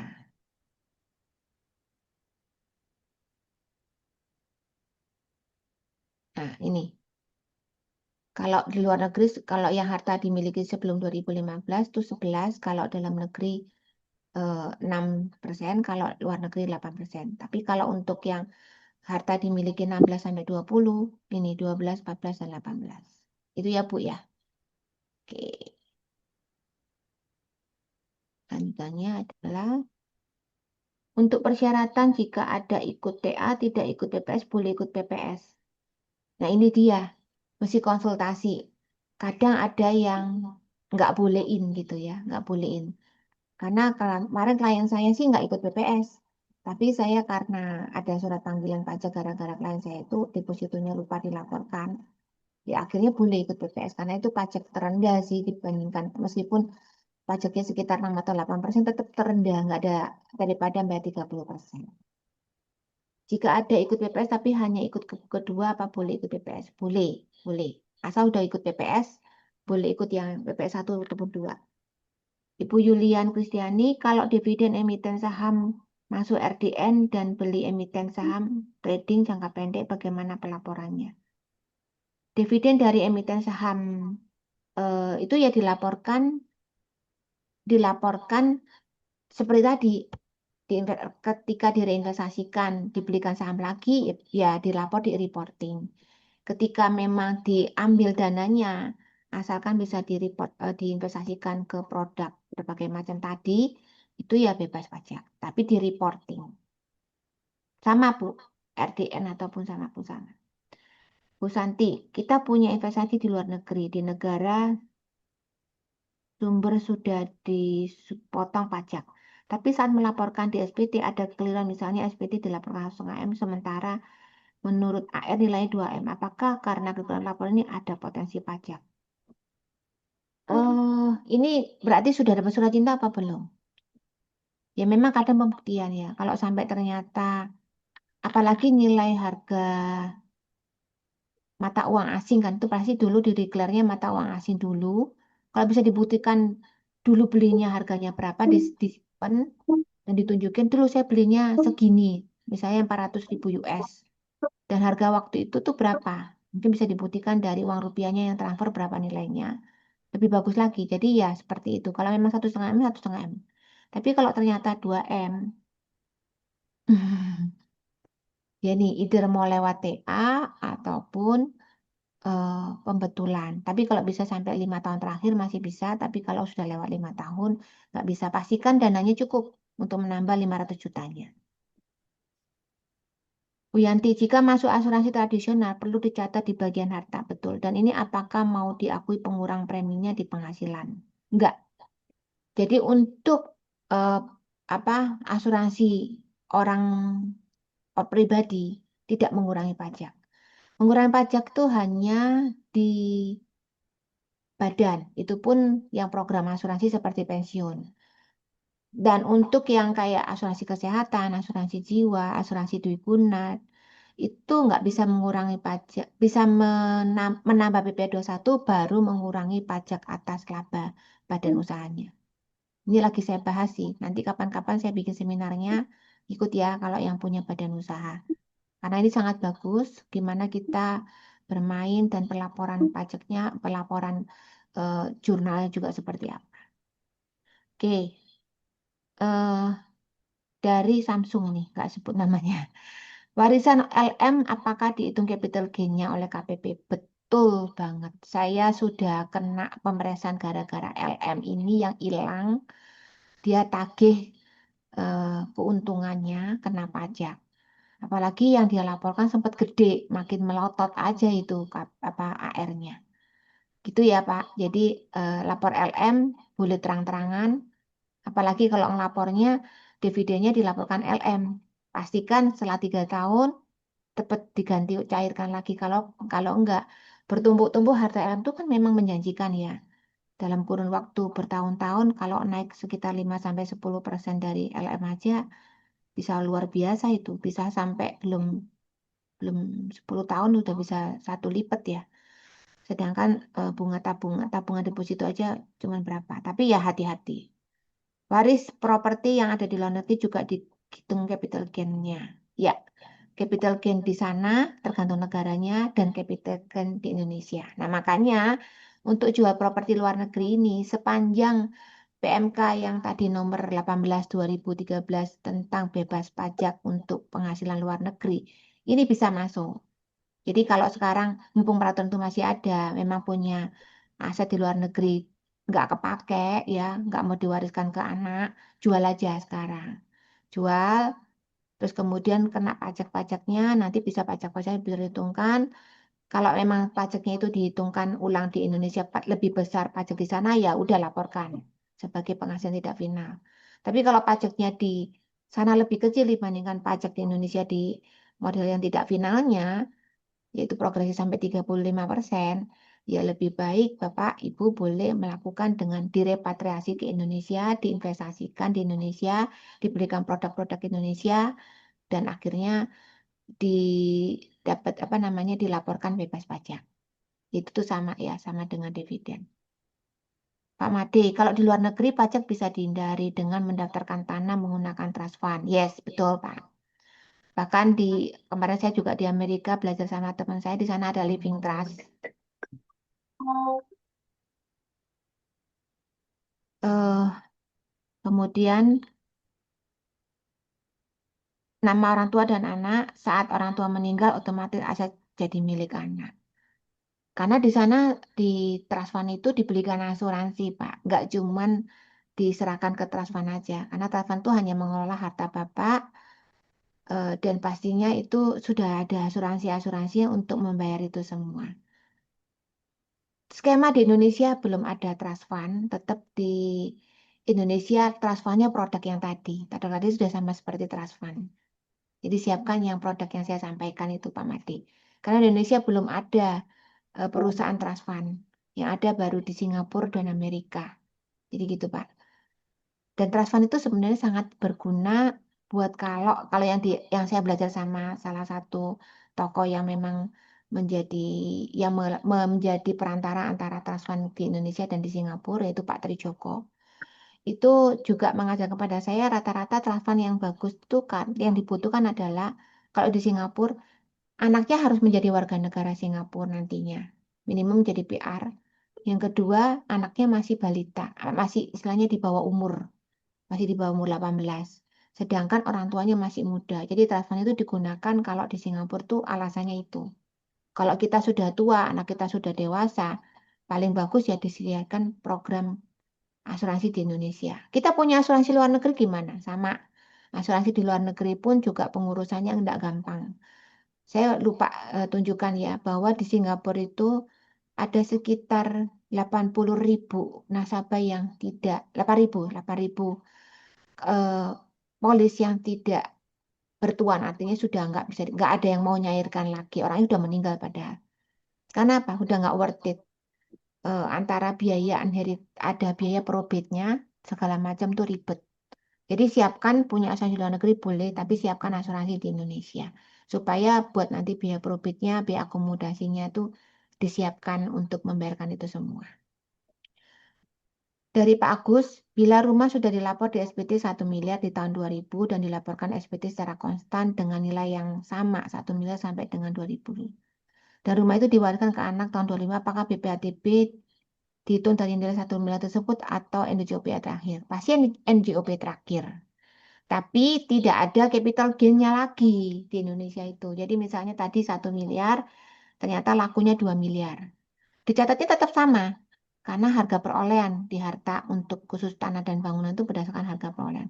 Ya selamanya satu miliar nggak apa-apa, karena kan perkembangan harga PBB itu nggak perlu diupdate di SPT kita. Jadi asal belinya dulu 1 miliar, tetap 1 miliar sampai kapanpun, sampai ternyata dijual 1 miliarnya sudah cair kan, jadi uang. Uangnya ternyata lakunya 2 miliar, misalnya 2 kali lipat. Pajaknya hanya 2 miliar dikali 2,5. Nah ini mengingatkan saya ya Pak Agus. Kita kalau misalnya ketemu sama notaris rata-rata, mau pajaknya berapa? Oh NJOP aja. NJOP-nya cuma 1,5. Ibu Bapak mau 1,5 aja. Ya 1,5 aja deh pajaknya lebih kecil. Nah, Bapak Ibu pasti bingung 500 jutanya mau ditaruh di mana. Kalau 500 juta doang masih bisa dihabisin gitu ya. Kalau 50 miliar selisihnya atau 5 miliar atau 10 miliar, kemana? Kalau saya selalu mengajarkan klien saya, kalau notarisnya cuma dihitung 1,5 miliar, ya udah yang 500-nya bayar sendiri aja 2,5%. Karena itu sudah diakui sebagai, berarti kita jualnya memang 2 miliar, bukan 1,5 miliar. Jadi itu adalah bagian daripada eh, supaya kita nggak melakukan avoiding ya. Jadi kita jangan sampai melakukan pelanggaran pajak hanya karena mengecilkan. Itu salah satu pelanggaran sebenarnya. Jadi yang benar adalah melaporkan harga sebenarnya. Dari Bu Ingrid, sesi Rabu yang lalu. Wow, thank you ya Bu Ingrid, ikut lagi. Untuk freelance konsultan, one time dengan payment dari luar negeri, bagaimana pelaporan pajak yang dikenakan? Kalau untuk payment dari luar negeri, itu berarti terima ya. Ibu Ingrid terima penghasilan dari luar negeri. Tadi sama, bisa dilaporkan jadi bukan objek pajak. Yang penting diinvestasikan. Kalau menjual produk platform luar negeri, paymentnya dari luar negeri melalui PayPal, bank lokal, apakah bisa dikategorikan UMKM? Tidak bisa. Jadi untuk penghasilan luar negeri tidak bisa masuk dalam UMKM. Meskipun PayPal-PayPalan, karena itu platform luar negeri. Takutnya ketahuan, meskipun melalui PayPal, saya juga nggak tahu apakah PayPal itu akan ketangkep pajak. Apalagi dari PayPal itu kan sebenarnya perusahaan luar negeri yang masuk ke lokal. Akan ketahuan sih. Jadi menurut saya mendingan daripada bayar 0,5 UMKM, mendingan bayar 0, diinvestasikan aja uangnya. Kecuali ibu butuh biaya hidup sehingga ya dilaporkan sebagian ke yang tidak final. Sesuai dengan Maksudnya gimana, Bu Fen?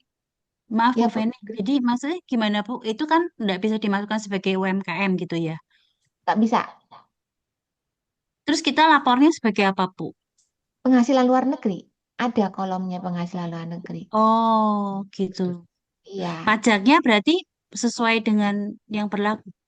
Kalau penghasilan luar negeri kenanya Cortex. Kenanya progresif ke tidak final.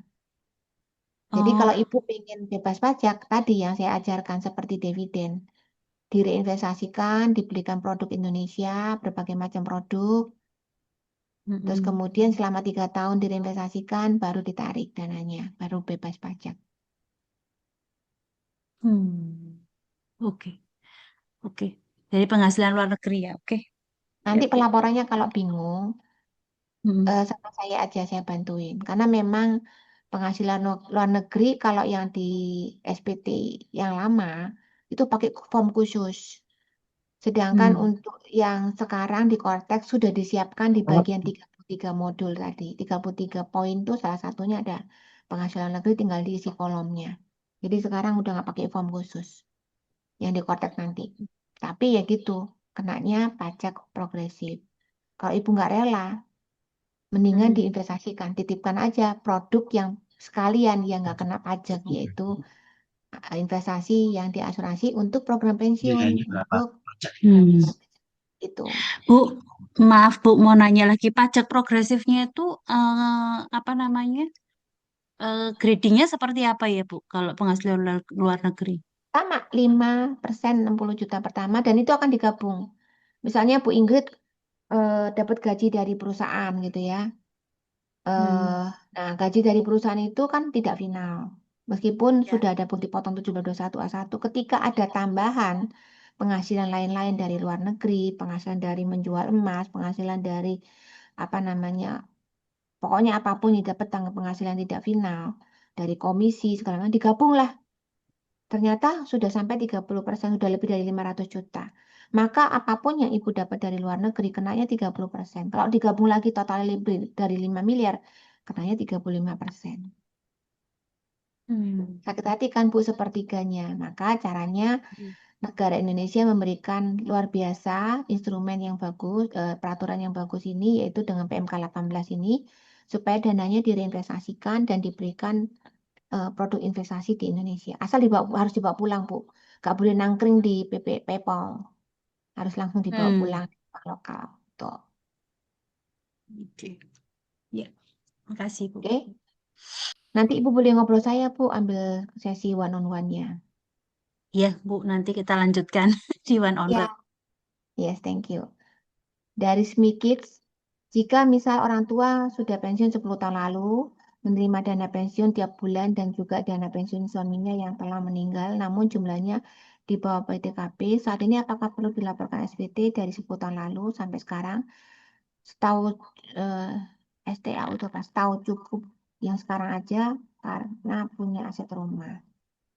Sebenarnya kalau boleh sih kalau penghasilannya di bawah PTKP dan nggak ngelapor dan memang nggak ada pergerakan dari asetnya, nggak ada aset yang menghasilkan, nggak lapor nggak apa-apa sih Bu.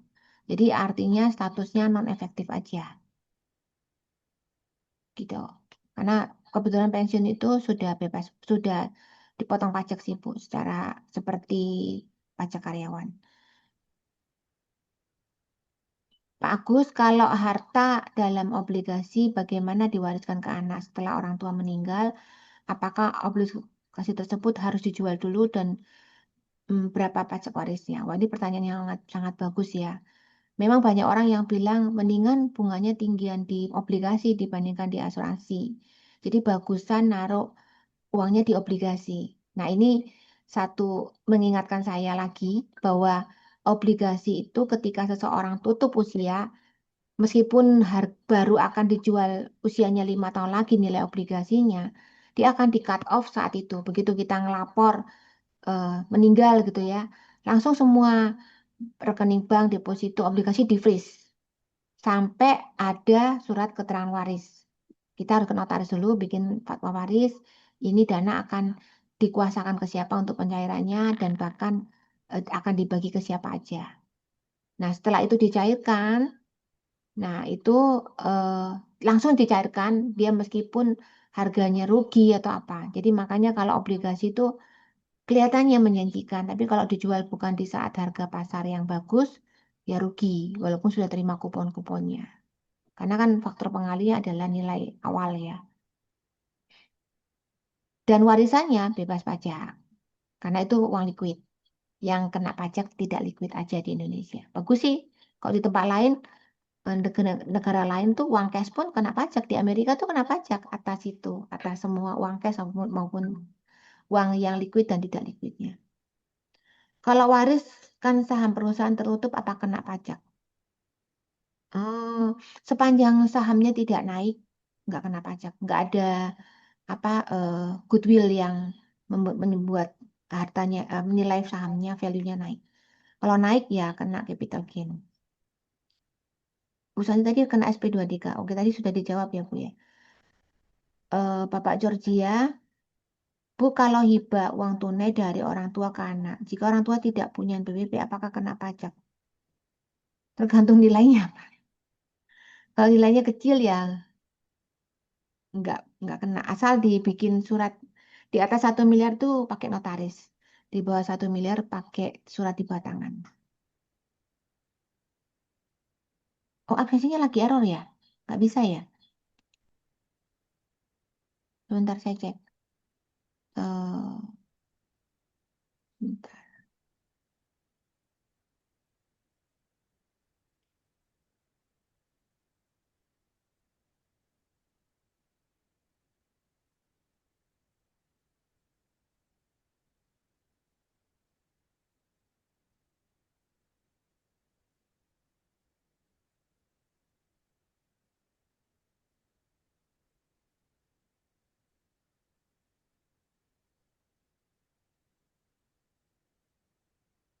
Pak Ibu masih ada yang bisa nggak yang lain? Atau memang benar-benar nggak bisa?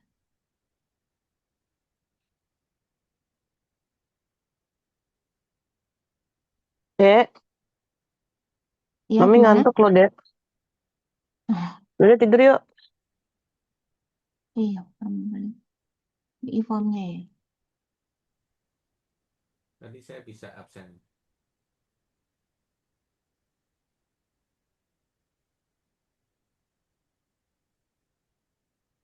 Hmm.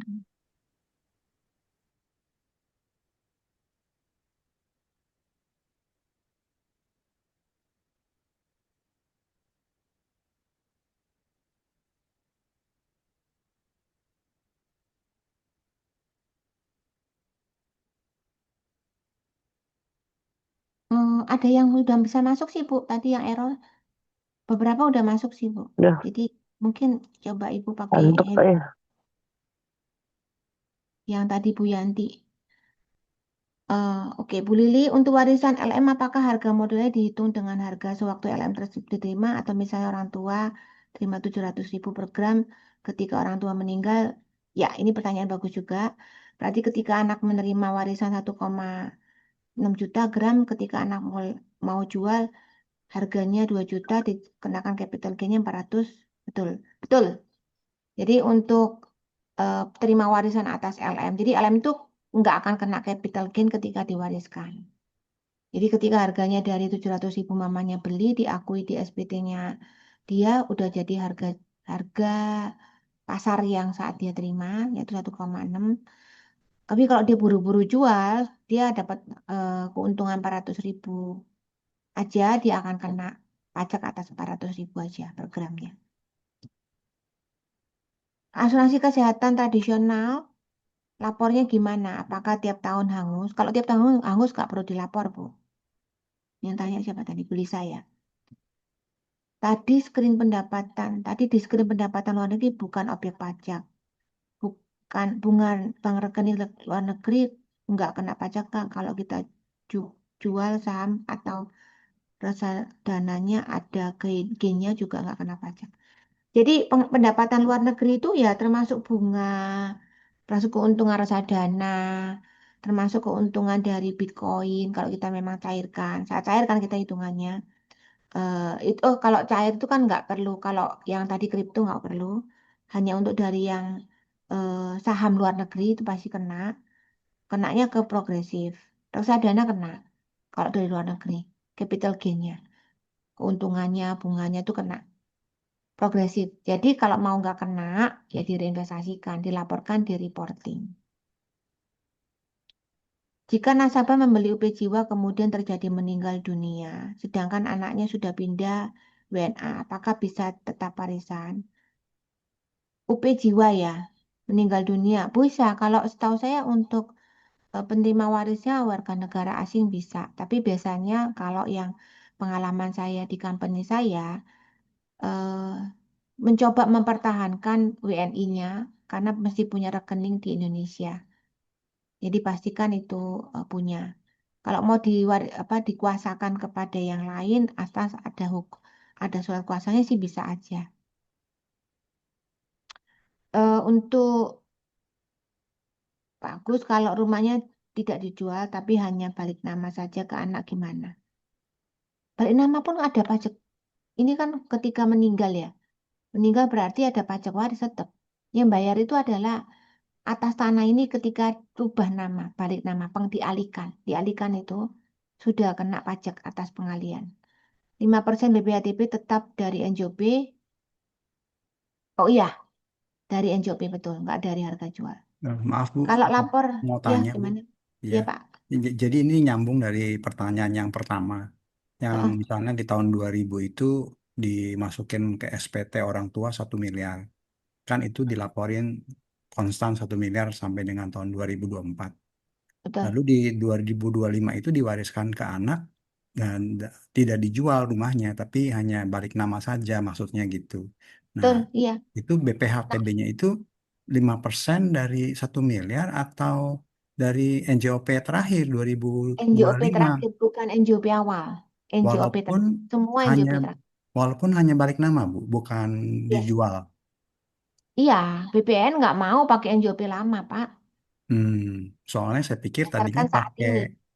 pakai nilai yang dilapor di SPT pertama kali, yang satu Nggak miliar bisa. itu. Bukan ya, BP, oke. BPN kan nggak tahu yang Bapak lapor SPT berapa. Ya, Yang dia tahu adalah saat hari ini Bapak datang, dilihat PBB-nya berapa, nilai NJOP-nya, yaitu yang diberi patokan. oke. Ya, makasih Bu. Iya, jadi kan nggak bisa tahu yang Bapak lapor apa sama BPN, nggak tahu. BPN tahunya cuma dari PBB yang berlaku. Dan untuk PPHTB-nya mengajukan SKB ke kantor pajak. Kalau lapor Karena juga investasi dikenakan terlambat lapornya 5%. apa? Nggak bisa. Jadi nggak bisa backdate. Tapi untuk tahun ini, pokoknya kan harusnya Maret ya. Bisa terlambat paling nggak dalam tahun ini. Jadi yang kemarin kejadian di 2024 segera yang belum ketinggalan 2025 nih lapor. Jadi kalau penghasilan negeri jika diinvestasikan langsung dibelikan saham Indonesia berarti penghasilan luar negerinya tidak kena pajak progresif betul. Apakah obligasi kena capital gain? Nggak ada. Untuk capital gain tax saham saham luar negeri, berapa rate-nya? Progresif. Tapi kalau untuk yang tadi 5, 25, 15, 25, 30.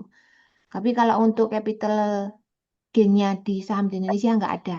Nggak ada pajaknya karena sudah dipotong oleh broker langsung 0,1% dari nilai jual saat dijual sahamnya. Jadi sudah bayar pajak, Pak. Makanya nggak ada bayar pajak. Tapi harus dilapor.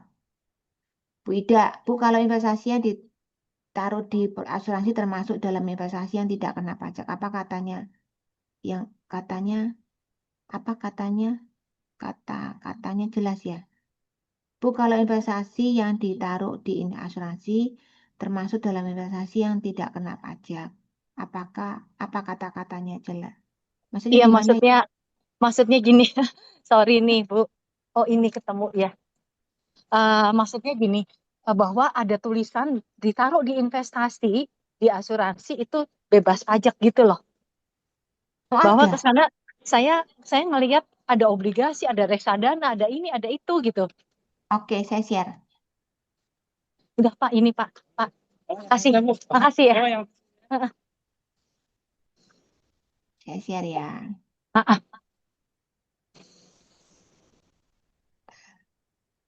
Jadi di sini kan dividen penghasilan lain ketentuannya adalah dividen yang berasal dari luar negeri itu dikecualikan dari objek pajak. Ini Mm-mm. syariahnya. Ini adalah dividen dalam negeri, dividen luar negeri itu ada di situ semua. Detailnya Betul. ini. Nah, Nih kan. dari dividen itu harus diinvestasikan. Ya, itu harus diinvestasikan. Betul. Kata-kata di sini dikecualikan kalau misalnya diinvestasikan di SBN, obligasi investasi Heeh. lainnya yang syariah atau bentuk investasi lainnya. Nah, yang dalam bentuk asuransi Heeh. itu adalah instrumen investasi, pasar keuangan lainnya termasuk produk asuransi yang berkaitan dengan investasi. Ini ada kata-katanya, Bu. Produk asuransi yang berkaitan dengan investasi atau perusahaan pembiayaan ataupun dana pensiun yang Oke. mendapat persetujuan OJK. Artinya ya perusahaan-perusahaan asuransi yang cukup punya nama adalah perusahaan yang di bawah naungan OJK kan, ya pasti bisa. Hmm. Oke, berarti jelas ya. Makasih. Yo, Makasih Bu memang, Feni. memang ada ya Bu. Iya, iya. Kalau saham tertutup lokal tetap tidak ada capital gain-nya. Tadi kayak bukan udah nanya ya. Tertutup lokal tuh maksudnya saham yang dari PT sendiri kan. Jadi saham PT sendiri itu kalau misalnya nggak ada kenaikan harga di akte notarisnya itu satu lembar saham sama dengan 1.000 atau sama dengan 1 juta itu ketika dibikin perubahan aktenya itu harganya sama ya nggak ada capital gain-nya. Kalau SPT kita kurang rapi tapi yang dilakukan sudah termasuk bebas pajak itu gimana ya? Oh ya itu tadi perolehannya yang waktu bisa beli asuransi, beli obligasi, beli segala macamnya itu dari mana? Berarti itu harus di pembetulan, Pak. Entah diciptakan, emang ada, misalnya contohnya barangkali Bapak lupa ada tanah dan bangunan dulu pernah jual sehingga bisa beli saham segala macam. Nah, yang pajak jualnya ini yang dilaporkan sehingga nggak bayar pajak lagi. Tapi kalau nggak ada, ya harus create income, Pak. Jadi kalau memang mau dibenerin nanti hubungi saya aja. Saya siap bantu, Pak. Kalau rumah orang tua di Indonesia, apakah rumah tersebut diwariskan ke anak yang WNA? Bagaimana cara mewariskan ke anak yang WNA? Ya, ini saya tadi belum bahas. Jadi anak yang WNA tidak bisa menerima warisan dari eh, properti di Indonesia dengan syarat dalam 1 tahun harus segera dijual. Dan itu urusannya panjang karena melibatkan notaris di Indonesia Mami dan ngantuk banget loh. notaris yang ada Ini, di luar aduh, sana. Jadi itu ya, jadi pastikan ya punya apa namanya WNA di sana. Ada caranya, Pak, supaya anak yang di WNA itu tidak kena tidak dapat warisan. Caranya adalah membuat surat wasiat. Jadi Pak Agus tergantung agamanya biasanya kalau memang memperbolehkan menggunakan wasiat, setahu saya malah boleh. Kalau Muslim pun juga boleh, Kristen juga apalagi bikin wasiat. Kalau wasiat itu di Amerika namanya living trust. Jadi kayak living trust tadi itu. Jadi bikin wasiat supaya nanti si ahli warisnya akan terima sorry, wasiatnya itu akan memecat istilahnya, memecat anak yang WNA. Tapi kalau anaknya semua WNA, kayak kemarin klien saya sudah kasih tahu, beliau memang berdua suami istri sudah pengen tinggal ikut anaknya di Sydney.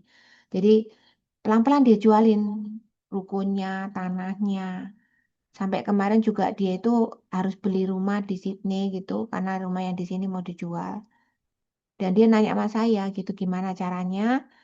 Ya, supaya tadi tuh anaknya soalnya yang satu WNI, satu WNA, tapi daripada nanti nggak adil karena terimanya ke WNI semua, yang WNA dipecat, harus bikin wasiat repot, akhirnya dia nggak bikin wasiat, ya dia jual. Jadi sekarang dia mulai jual, dia beli rumah di sana. Ya urusannya nanti wasiatnya atas tanah yang jadi wasiat ini berlaku di mana tanah itu berada. Kalau tanahnya di Indonesia ya wasiat Indonesia. Kalau tanahnya di luar negeri berdasarkan di negara Singapura ya wasiat di Singapura. Tanahnya ada di Hong Kong ya wasiat di Hong Kong. Jadi bikin wasiatnya masing-masing negara. Jadi carilah apa namanya orang-orang legal di sana untuk membantu menyiapkan wasiatnya.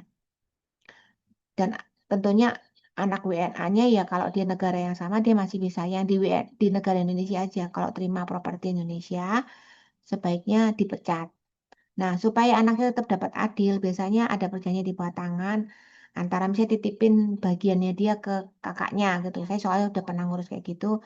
Dia dibagi dititipin ke kakaknya, dia bikin surat bawah tangan secara notarial bahwa dia itu nanti kalau misalnya sampai tanahnya dijual, si anak yang tadi dititipin itu harus kembalikan ke anak yang WNA. Pak Iwan, Bu Feni, saya belum clear. Saat ahli waris menerima warisan rumah orang tua yang dimaksud pajak waris itu BPATB. Selain BPATB ada pajak waris lain lagi nggak? Ya kalau tadi tanah dan bangunan di Indonesia BPATB aja. Tapi tanah dan bangunan di luar negeri nggak ada BPATB, adanya capital gain di Indonesia. Jadi dianggap dulu belinya berapa, dijualnya berapa. Nah, itu harganya itu atau diterimanya harga jadi berapa, itu akan kena capital gain-nya. Terutama di Indonesia sudah ada kena, di luar negeri juga kena lagi, karena setiap negara beda-beda. Ada yang nggak kena, ada yang kena. Pak Iwan masih belum clear, mungkin boleh buka suara Pak Iwan.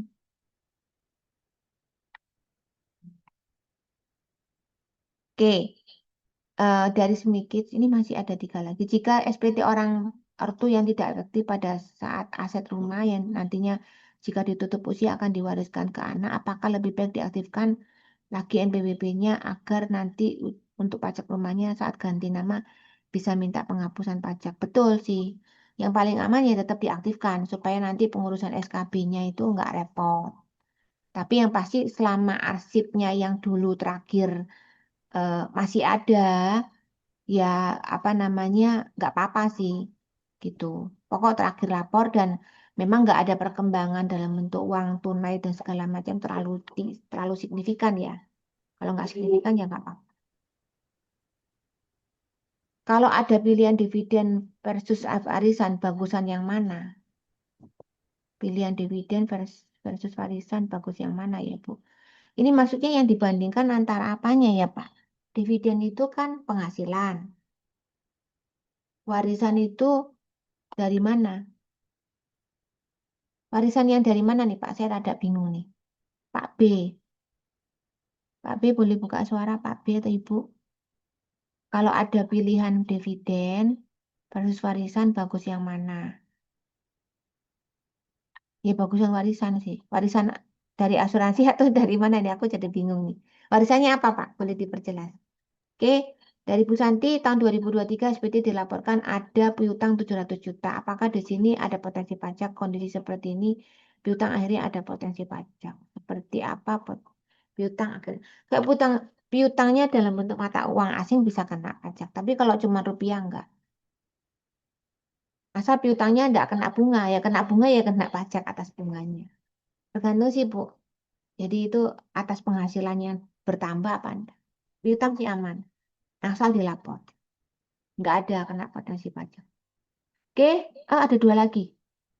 Bu Desi, Bu untuk pasal 35 ditempatkan di tabungan seperti berarti tetap 0% ya Bu. Ya, apabila kita menerima dividen di PTA, direvestasikan ke PTB, tapi PTB tersebut ada hutang PT saham. Merevestasikan dan PTB tersebut dikembalikan itu tetap 0. Ya, kalau antar PT 0. Oh, warisan orang tua. Maksudnya bagusan mana dividen Penny, dengan sorry. warisan? Bu Penny, sorry. Maksudnya, contoh saya misalkan terima dividen dari PTA, tapi terus saya investasikan ke PTB. Tapi PTB tersebut sebenarnya ada hutang saya. Jadi dia kembalikan ke saya. Itu tetap 0% kan ya, Bu ya? 0, enggak 0 ya? masalah. Oke. Oke, oke. Terima Karena, kasih, Bu. karena dividen antar PT Mm-mm. itu memang bebas pajak.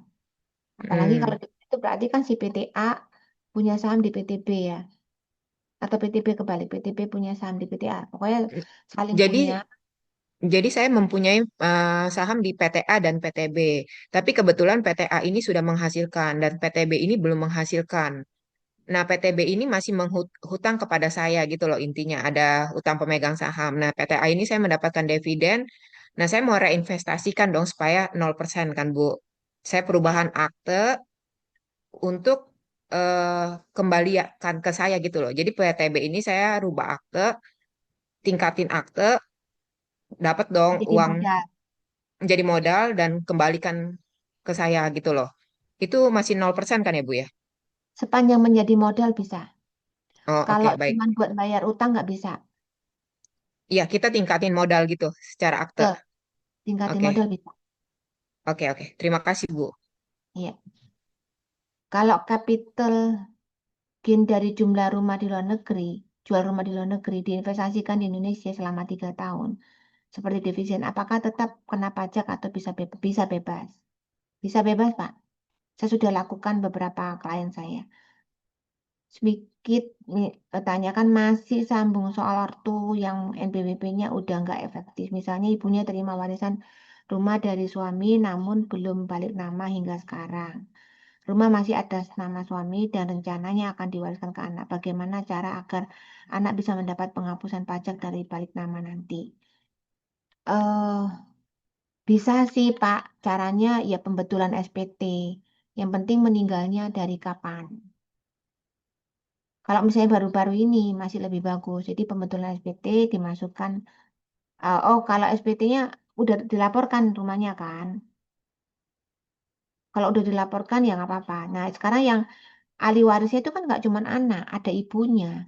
Hukum waris itu bicara suami istri yang tidak bisa harta 50% adalah bukan harta waris tapi harta milik si istri kalau tidak bisa harta. 50% sisanya merupakan harta waris. Harta warisnya akan mengikuti hukum waris. Kalau memang pakai perdata, hukum warisnya adalah 50%. Kalau anaknya dua, jadi dibagi tiga dengan si mamanya. Jadi sepertiga dikali 50%, jadi seperenam seperenam. Jadi kalau misalnya, ini pertanyaan bagus, saya lupa jadian. Kalau misalnya nih, ternyata rumahnya ini mau dibalik nama ke nama anak pertama doang. Anak kedua ngalah ya. Dia bilang saya kasih hibah deh hak saya ke kakak gitu ya. Nah, si mamanya hibah ke anaknya bebas. Karena kan nanti kasus ini kalau belum dibalik nama, minimum harus dibalik nama ke nama 3 orang tadi. Kalau memang saudaranya dua. Ketiga orang, baru nanti ternyata oh ya mau atas nama satu nama anak aja. Maka si adik ini misalnya kasih ke kakaknya, maka si adik ini menghibah ke kakaknya itu kena pajak atas progresif ya, atas penghasilan lain-lain. Jadi pajaknya tidak final. Itu hati-hati. Jadi pastikan kalau sama kakak adik itu transaksi jual beli. Jadi dibalik nama dulu ke nama 3 orang ini atau kalau memang notaris mau, tapi sekarang sudah nggak bisa. Notaris mau bisa langsung seolah-olah dibalik nama ke nama ini urusan hibah menghibah, urusan itu urusan masing-masing.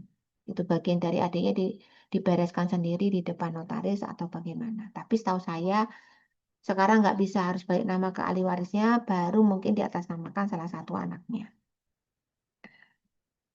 Bu Ivani, apakah jual rumah di Indonesia harga jualnya naik dari harga perolehan di SPT atau atas kenaikan tersebut kena capital gain? Tidak ada, Pak. Tanah dan bangunan di Indonesia tidak ada capital gain. Anak saya baru mulai kerja tahun ini sehingga baru punya BPP mulai tahun 2025. Saya transfer sejumlah cash relatif besar ke rekening bank anak saya tahun ini dari pelaporan SPT 25 dilaporkan di 26. Apakah perlu dijelaskan SPT tersebut? Betul, sumber dananya adalah dari orang tua atau bagaimana dilaporkan. Betul, jadi kalau untuk eh, anak ini terima uang dari orang tuanya, karena kan di orang tuanya uangnya berkurang. Jadi di orang tuanya juga dikasih note, dihibah ke anak. Terus di keterangan aja di bagian harta. Tapi kalau untuk si anak lapor ke penghasilan bukan objek pajak yang terima hibah sejumlah yang uang ditransfer. Dan kalau di atas 1 miliar silakan menggunakan notaris. Ibu saya meninggal 93 masa beliau bekerja tidak ada kewajiban membuat NPWP sehingga tidak pernah dilaporkan pajak saat diwariskan apakah dikenakan pajak. Hanya dikenakan BPTB saya bisa bebas pajak. Ini kalau perolehannya memang sudah tua, Bu Santi, biasanya ada sih. Kan tadi itu kan saya bilang baby boomer itu banyak orang yang suka punya properti, memang sebagian besar nggak punya NPWP. Tapi kalau untuk kita level saya, Gen X ini pasti kita semua sudah pasti punya NPWP. Jadi kalau untuk yang sudah 93 sih biasanya sih BPHTP dibalik nama aja udah nggak pakai ditanya-tanya macam-macam sih Bu Santi. Bawa aja ke BPN. Dia akan mengikuti hukum waris juga dan berdasarkan apa yang dijalankan. Oke, sudah selesai ya. Balik lagi udah semuanya mengisi linknya. Bu Feni, Bu, Bu, Hmm. Ya Bu Ingrid. Maaf tadi bukannya tadi ada yang kelewatan nggak sih saya atau saya yang salah dengar ya? Pertanyaannya Pak Kristoforus tadi yang tentang LM pajak LM itu apa saya nggak dengar tadi? Kayaknya belum dibahas ya Bu ya? Udah ya? Oh iya, ketinggalan betul. Bu minta tolong jelaskan ulang mengenai pajak LM. Jika kita punya menyimpan LM, apakah setiap tahun harus bayar pajak selisih harga kenaikannya? Enggak. Atas pengalihannya saat dirubah. Jadi yang kita tulis sempat harga perolehan. Saya dulu belinya 100 gram dikali harganya 1 juta. Ya udah, tulis aja 1 juta terus. 100 juta itu tadi. 1 juta sampai satu taat di tahun kapan udah dijual. Harganya 2 juta per gram. Maka atas 1 juta di tahun tersebut dijual itu baru dimasukkan penghasilan atas menjual harta. Jadi nggak perlu diupdate tiap tahun. Dan Karena kalau penghasilan diupdate, kena ya pajak Pak, ya, atas penghasilan tadi dalam contoh Ibu baru. LM. nggak jelas suara Bapak. Loh, sekarang jelas nggak Bu? Udah cukup jelas. Iya, yang barusan Ibu bahas, yang kalau orang nyimpen LM itu dari 100 juta dijual jadi 200 juta, itu atas kenaikan 100-nya itu kena pajak apa Bu? Progresif atau pajak apa? Progresif Pak, tidak final Pak. Oke, jadi dihitung sama penghasilan yang lain-lain ya. Jadi Iya, kena berapa persen atas kenaikan harga tadi gitu ya. betul. Jadi makanya berhati-hati dalam melaporkan LM. Jadi sebaiknya ya dilaporkan dengan benar dan investasinya yang betul gitu ya. Kalau misalnya kita lapornya, apalagi kita beli di Pegadaian, belinya di mana itu akan ketahuan. Jadi kalau kita beli LM-nya di tempat yang kayak toko yang nggak ada pajaknya, nggak minta KTP, mungkin kita diem-diem kita lapor secara kas. Gitu Pak Iwan. Oh gitu ya. Ini Bu Oke, Feni, baik. sorry izin. Pajak Iya, gitu ya. Baik, makasih. ya Bu Desi. Bu Feni, ya sorry izin. Bu Feni, suami istri pisah harta kan tetap satu kesatuan ekonomis. Tapi kalau misalkan suami memberikan uang kepada istri dalam jumlah yang cukup lumayan di atas 1 M, apakah perlu bikin surat hibah? Perlu, Perlu ya? perlu. Oh, oke. Terima kasih, Bu. Ya, eh, dari Pak Georgia, kalau falas tiap tahun harus diakui capital gain-nya ya Bu, kalau kursnya naik. Sepanjang, ya itu memang triki kita ya. Kalau rekening bank itu kan bergerak terus. Dan kita dapat tax report dari bank itu pasti harga kurs per Desember itu. Ya kita ikutin aja. Itu sih masih nggak ketahuan capital gain-nya. Tapi kalau kita terima uang, yang punya uang cash itu, yang cash itu kan kita pasti harga perolehan kita simpan.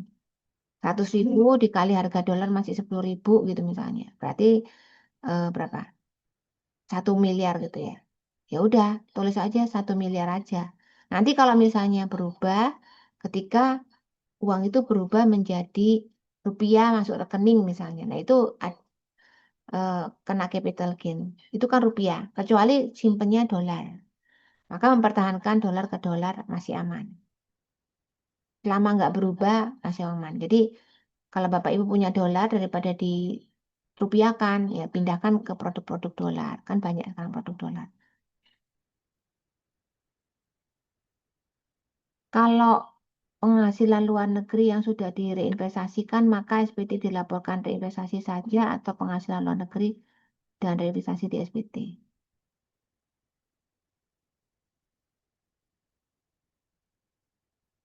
Nggak ngerti aku, Bu, yang dari Pak Smikit sih. Penghasilan luar negeri sudah diinvestasikan, maka SPT-nya di SPT dilaporkan reinvestasinya saja atau penghasilan luar negeri dan dua-duanya penghasilan luar negeri harus diakui. Oh, penghasilan luar negeri diakuinya di penghasilan bukan objek pajak, ya kan? Terus di hartanya sudah berubah jadi apa? Bisa jadi obligasi, tulis saja obligasi. Jadi di harta nambah, di penghasilan juga nambah. Oke, makasih. Ya, ternyata Mbak sedikit ya. Oke, Bu Heni. Bu Feni, Ortus status NPWP NE. Misalnya dapat dana dari jual tanah dari nenek ke kena pajak Kak. Nah ini setahu saya, nah kan hartanya bertambah. Saran saya sih diaktifkan gitu. Karena kan dia maksud terimanya dia bayar PPHTB aja sih. Memang status NE juga nggak apa-apa. Tapi baiknya sekalian karena hartanya nambah, diaktifkan dulu, baru di NE-kan lagi. Karena mengaktifkan gampang kok. Karena cuma lewat kering pajak atau lewat Cortex. Dari Pak Jimmy, Bu, jika penghasilan LN di 23 dan uangnya masih ada, apakah masih bisa dilakukan pembetulan reinvestasi? Nggak bisa, Pak. Jadi kalau ketahuan, bakalan kena progresif. Itu siap-siap Pak Jimmy. Nggak bisa backdate ke 2023. Oke? Puji Tuhan kalau semuanya hari ini tahu, jadi hari ini kan nggak sampai kena apa namanya boncos-boncos lagi gara-gara pajak-pajak tadi ya.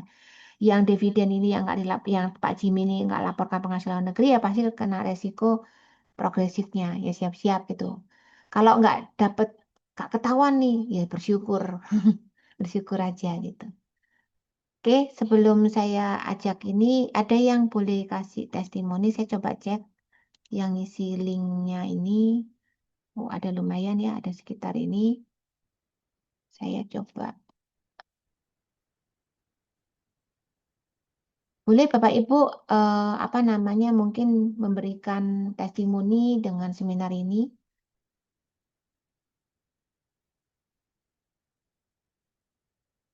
Ada yang bisa mungkin dari Bu Ingrid, dari Pak Agus, Pak Agus siapa ya?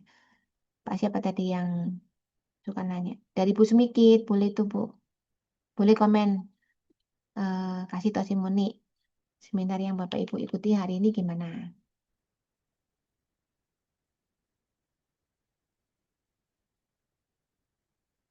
Halo?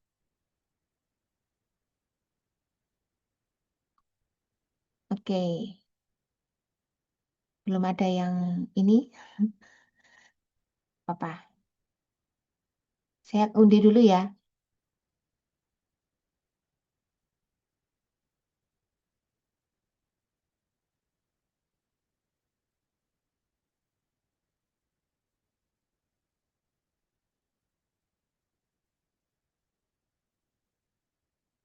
Nah, tadi kok hilang.